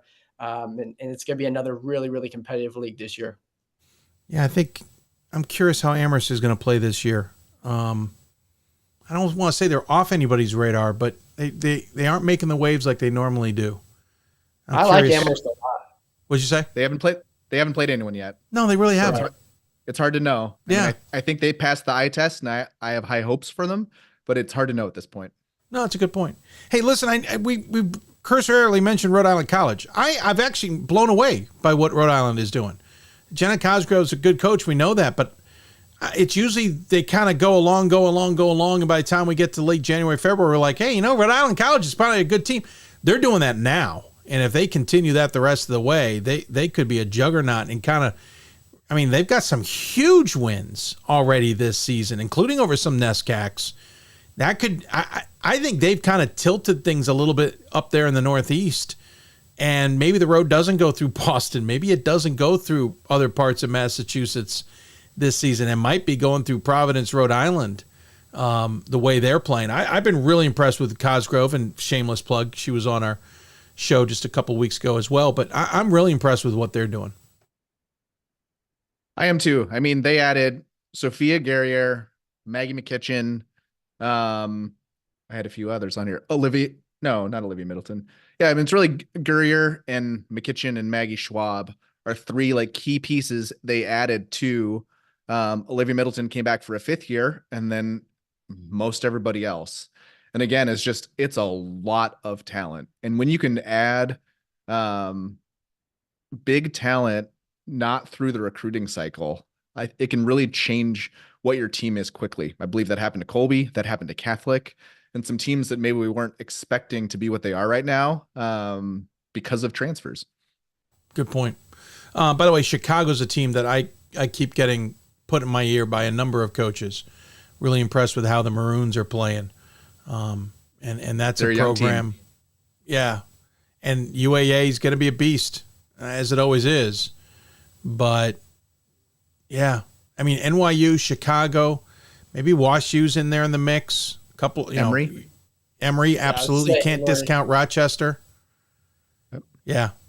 It's going to be a fascinating run, to say the least. By the way, quick note, before I get to your best game that you guys have seen so far, while we're going to have a great time out in Las Vegas, and I would tell everybody to watch what we're doing in Las Vegas at the D3Hoops.com Classic, and we mentioned it earlier with Stephany, that Marietta event at the end of December is sneaky.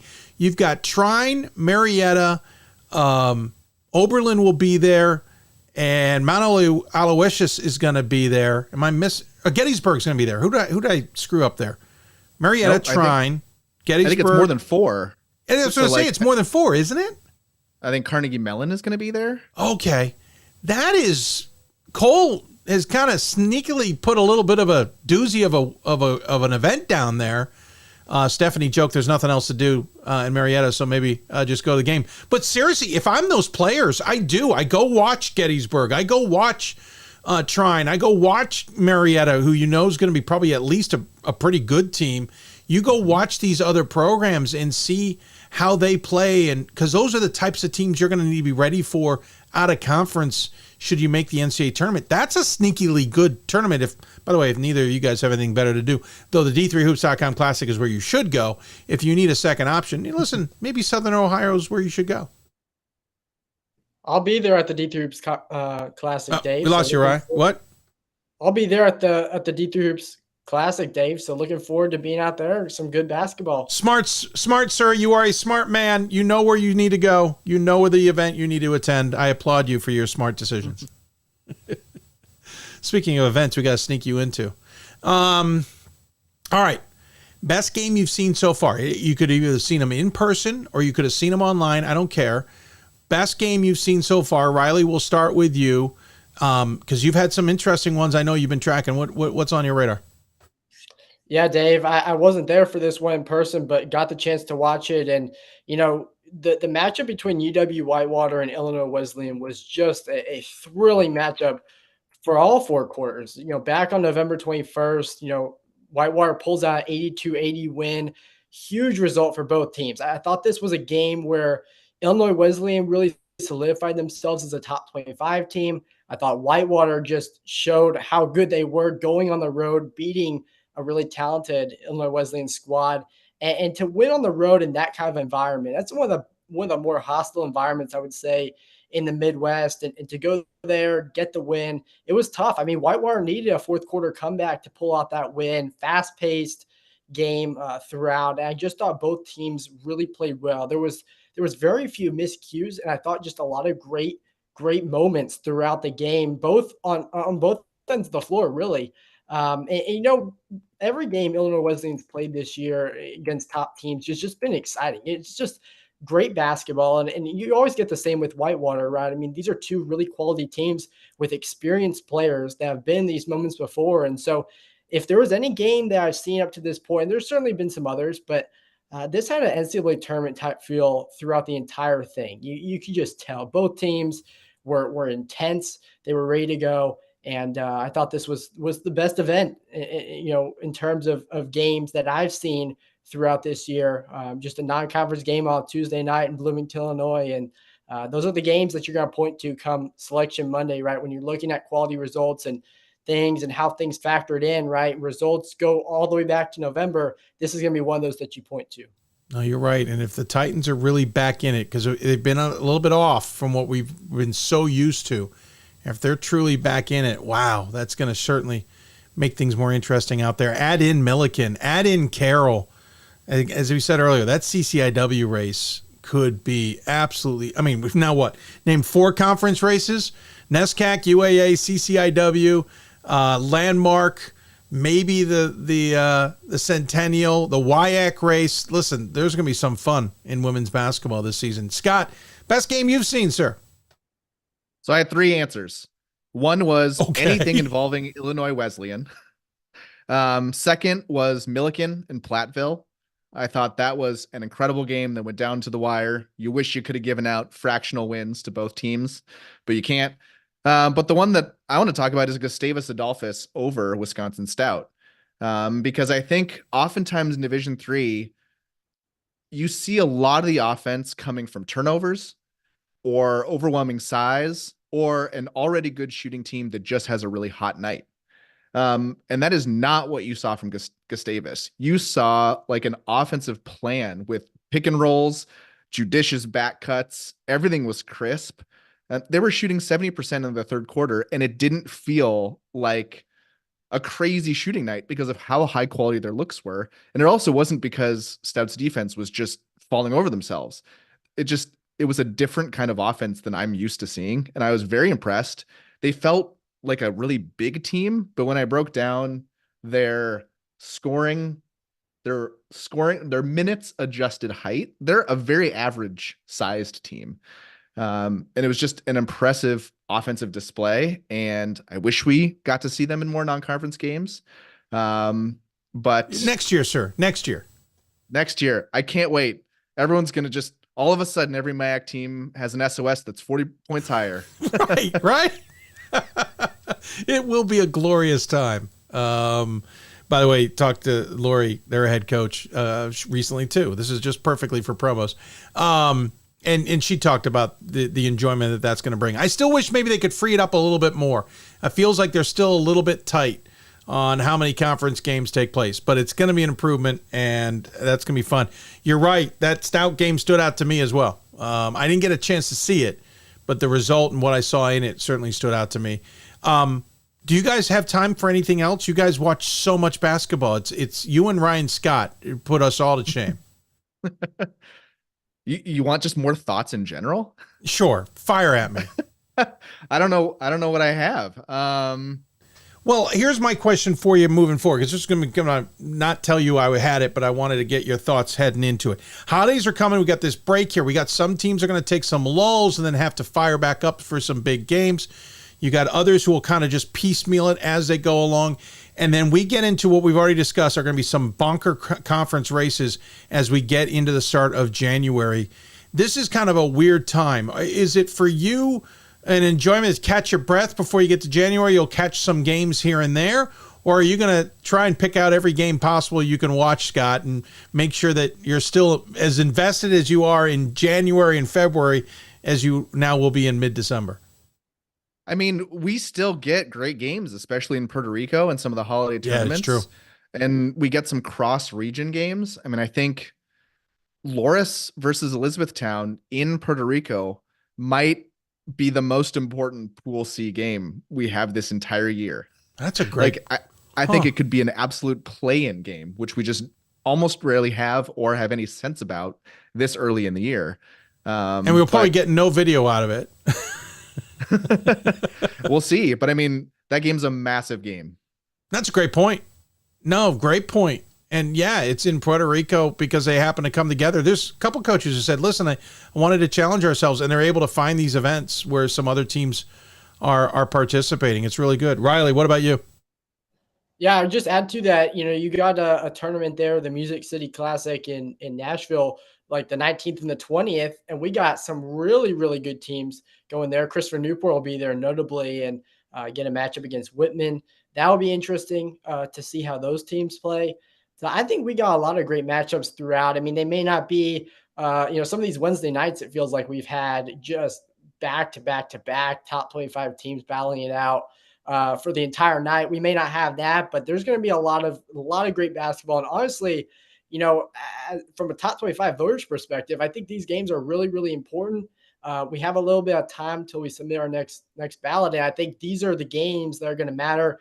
Teams are getting to the tail end of their non-conference schedules. And for some of them, this is really the last chance to get a key RRO win. So, these are big games for these teams, and there may be less of them in terms of top quality, but we won't have very long without some great basketball. I mean, we're going to go for the next several weeks with some great tournaments. And obviously, right after Christmas, we got some really, really good tournaments. You mentioned the one in Marietta. We got some good ones, happening at the D3 Hoops Classic, and across the country, there's some other great games going on as well. So a lot to keep up with from here on out. Yeah, pace yourself. Is it at the D3 Hoops Classic where we get Ohio Northern versus Trinity of Texas and Ohio Northern versus Laverne back-to-back nights? I believe. Yeah. Yep. Yeah. And We're Trinity just Framingham as well. We're just spoiled with these cross-region games. Like, when do you see Texas and Washington play Midwest? I mean, until the tournament. It's awesome. Yeah, no, and I mean, that's the whole point in Vegas. If we get a chance, it doesn't always work out. There's the infamous Amherst versus somebody from basically down the street game that we had a handful of years ago, and it was like a blowout, and we were all sitting there going, we didn't want this game. We didn't want them to travel all the way out here to play it, but once in a while you just get stuck in a game you can't get out of. Quick scoring update. Rhode Island College defeats Springfield 53-40. Springfield actually won 17-12 in the fourth quarter. I have a feeling Rhode Island College probably put the reserves in at some point and coasted that one out. That's the Springfield team, of course, under a new head coach. I'll be watching them. I think that new MAC race is going to be a little bit weird to watch this year. It just feels a little different. But I digress. I don't want to keep you guys. You guys, great stuff. Always love chatting with you guys. Look forward to Riley seeing you in Vegas. Scott, catching up with you whenever I can and getting you guys back on. So before I let you go, your final thoughts as things look here on December 11th, Scott. I think even probably more than ever before, it takes a judicious eye to look at the teams when more top teams have lost than we are used to. And I think it's awesome for the fan. As I talked to one parent, I said it's probably worse for a parent. But like, we're seeing the best measure themselves against the best because the NCAA committee has said, hey, like, we value you going out and playing top teams, and we won't crush you for losing. And that's how we get more of these matchups. Great point. And it's clearly resonating with a lot of teams. It took a little while, maybe a little longer on the women's side for that, but it's happening. Riley, your final thought? Yeah, I guess just to kind of add to that, I mean, it definitely makes our jobs as top 25 voters a little tougher when you have so many top teams taking losses or playing close games down to the wire. But I think it's just a testament to where, Division III women's basketball is at this point, and seeing these teams play cross-region matchups. It's been great to see. And I just hope that we continue to see this year after year. I hope that coaches, are willing to go out and get these games. And I think as long as we continue to see strong strength of schedules rewarded come tournament time, we'll continue to get these matchups. And it's just been a lot of fun. I mean, the last month has been filled with so many great games. It doesn't even feel like it feels like it's been longer than a month with how many great matchups we've seen. So just kudos to all the coaches out there for going out and getting these tough games and challenging their teams and, making this sport so great. It's been a lot of fun to cover and follow the last month or so. It's crazy to think we're not even halfway through the calendar per se. And we've already had an incredible start to this. Gentlemen, appreciate it. Enjoy your holidays. We'll look forward to catching up with you down the road. And, I know we'll catch up with you on social media and with the games, but enjoy it all the same. Thanks, Dave. Scott Peterson, Riley Zayas joining us here on the Hoopsville Hotline. Appreciate them taking the time to do that. We'll take a quick break. When we come back, we'll wrap this show up. You're listening to Hoopsville, presented by D3Hoops.com. For the love of the game. But for those of us who are Division III student athletes, it's more than that, a lot more. Sure, the game is important, but as we work so hard to build both mind and body, it's more about team. That is why NCAA Division III teamed up with Special Olympics, and in giving the gift of sport to those for whom it seemed an impossible dream, we are working to make this a better world. Help us keep that dream alive. You can make a difference. We are the coaches of women's basketball. We are leaders and teachers, dreamers and winners. We are professionals who conduct ourselves ethically and with integrity. We place the education, safety, and well-being of the athletes we coach above all else and teach them the fundamental values they need to succeed in life. We are coaches united for the good of our game and those who play it. We are the WBCA.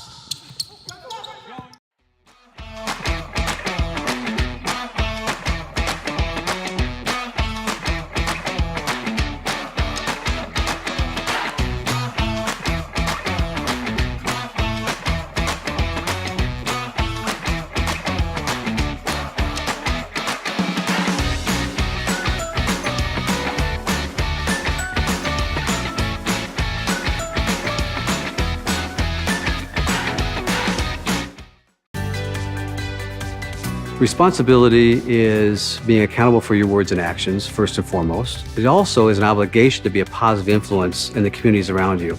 Being in a D3 program, you're going to have lots of different opportunities. You're not just an athlete, you're also involved in student life. Your academics are extremely important. We give a lot of our student athletes responsibilities right from the start by giving them leadership opportunities, by having them engage in the community, be a positive influence. That's being a responsible person.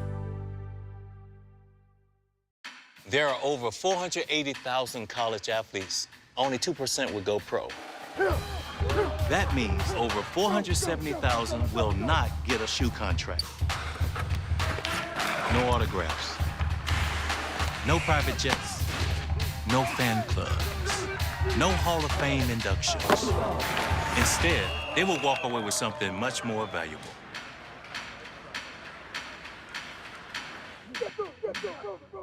We've got more schools than Division I, more fans than Division II, and more upsets than March Madness. There's nearly 850 programs with over 11,000 games leading to 2 national championships. And we've been covering it all for over 2 decades. From Eastern to Occidental, from Puget Sound to Piedmont, from Southwestern to the University of New England, and from Hope to Calvin.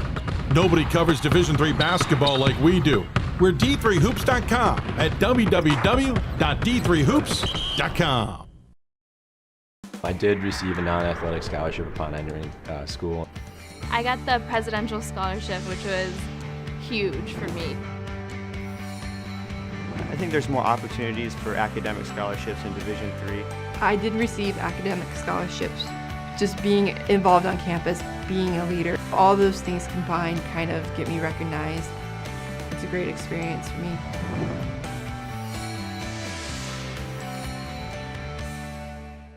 The National Association of Basketball Coaches is the nation's premier professional development and advocacy organization for basketball coaches at every level. The NABC strives to serve as the voice for coaches on national issues while advancing the core value of leadership, service, advocacy, education, and inclusion. To learn more about the NABC and to become a member, visit NABC.com and follow the NABC on social media at NABC1927. That's NABC.com or NABC1927 on social media. And welcome back to Hoopsville, everybody, as we wrap up the show here on December 11th. Thanks for tuning in. If you got questions for us, even if we're not on the air, you can always email us, hoopsville at d3sports.com. That's hoopsville at d3sports.com. You can also join us on our social media channels. At D3 Hoopsville is really where you can look for us on most of them. The only one that's not that way is Facebook. It's just straight Hoopsville. But YouTube, Twitter, X, Instagram, Threads, we're all at D3 Hoopsville there. Quick look at scores from around the country. On the men's side, Case Western Reserve defeated Hiram in a little bit higher scoring game than I expected, 104-95. I think we're going to have to chat with Case Western Reserve just a little bit about what they're doing offensively this year. Of course, we'll see them out of the D3Hoops.com Classic. Christopher Newport on the men's side, we mentioned getting past Averett by 11, 61-50 in a game that didn't really blow me away all that much. Rhode Island College on the men's side got past Nichols 60-58. I don't think Nichols is having the season many anticipated they would. They're 6-3 now, having lost 2 in a row to Western New England and Rhode Island College. Their other loss was to St. Joseph's of Connecticut. Their only significant win that's kind of a note to me is they defeated Yeshiva 97-92. They will get into conference play, back into conference play, I should say, on the other side of the break. Got a random game against Southern Maine on December 29th. That might be part of another event that we just don't have their full schedule. I'm looking at the D3Hoops.com schedules, and we try and fill them in. They're not always perfect, especially this time of year.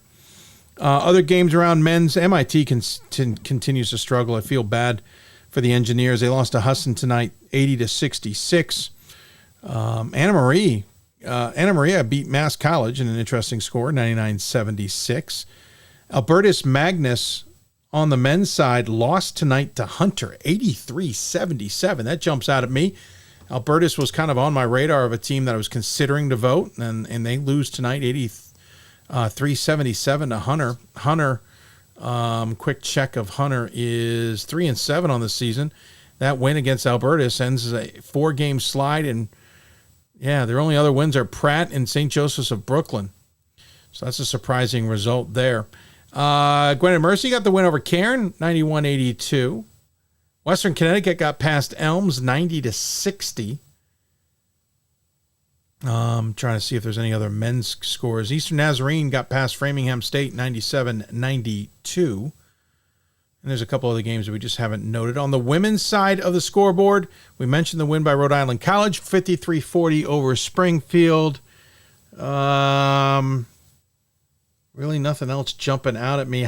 Geneva got past Hiram 78-71 in women's basketball action. St. Joseph's Connecticut passed Mass College 71-39. Colorado College passed Lewis and Clark 70-56. MIT women continue to win. They beat Westfield State today 80-74. That's a team, again, we'll probably be keeping a closer eye on. We mentioned the women's top 25 is out. We talked a little bit about the top of that. NYU stays 1. Really, the top 8 all remain the same. NYU, Transylvania, CNU, Rhode Island, Whitewater, Scranton, Wartburg, Gustavus. Smith moved up from 10th to 9th, really because Milliken in 9th fell to 13th with their loss, their first loss of the season. So basically everybody behind them moved up. Smith, Trinity, Texas, and Chicago all moved up a spot. Emory moved up 2, and then Milliken slotted in. Hardin Simmons moved up a spot to 14th. Amherst moved up 3 to 15th. Hope moved up 3 as well to 16th. Trine stayed the same. DeSales moved up to 18th. Catholic moved up to 19th. Illinois Wesleyan jumped to 20th from 24. Tufts fell from 16th to 21. We were talking earlier about Tufts having a little bit of a struggle this season. They've lost 2 of 3 now to MIT and NYU. NYU game, though, was close at 16. I think that the loss to MIT is where voters are not giving them some credit. They did beat Emmanuel, their first loss this season to Rhode Island. So they've lost to Rhode Island, MIT, and NYU. 2 of those teams are in the top 4. MIT is probably going to get some more votes, and they've got wins over St. John Fisher, Roger Williams, Brandeis, Colorado College, New England, and Emmanuel. So it's not like Tufts is having a bad season. I think it's just throwing some voters a little bit. Whitman moved up 1 to 22. Hopkins is back in the poll at 23.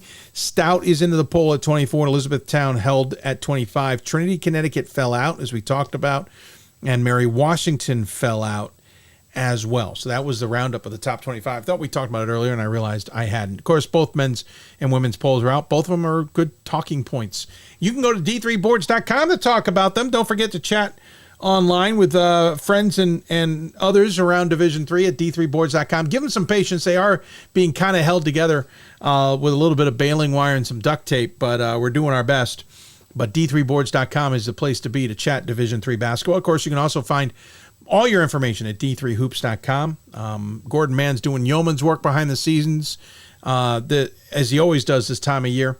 And again, check out our friends at D3 Football as well with the big Stag Bowl coming up. Want to appreciate everybody who tuned in. Great chats with Chris Corideo at Widener and with Stephany Dunmyer at Oberlin. Really enjoyed our conversations with them. And then Riley Zayas and Scott Peterson always bring the heat. Great chatting with them and their take on women's basketball. When we get into January, I've got a couple ideas on how we're going to kind of tackle all this, and I'm not sure what we're going to do.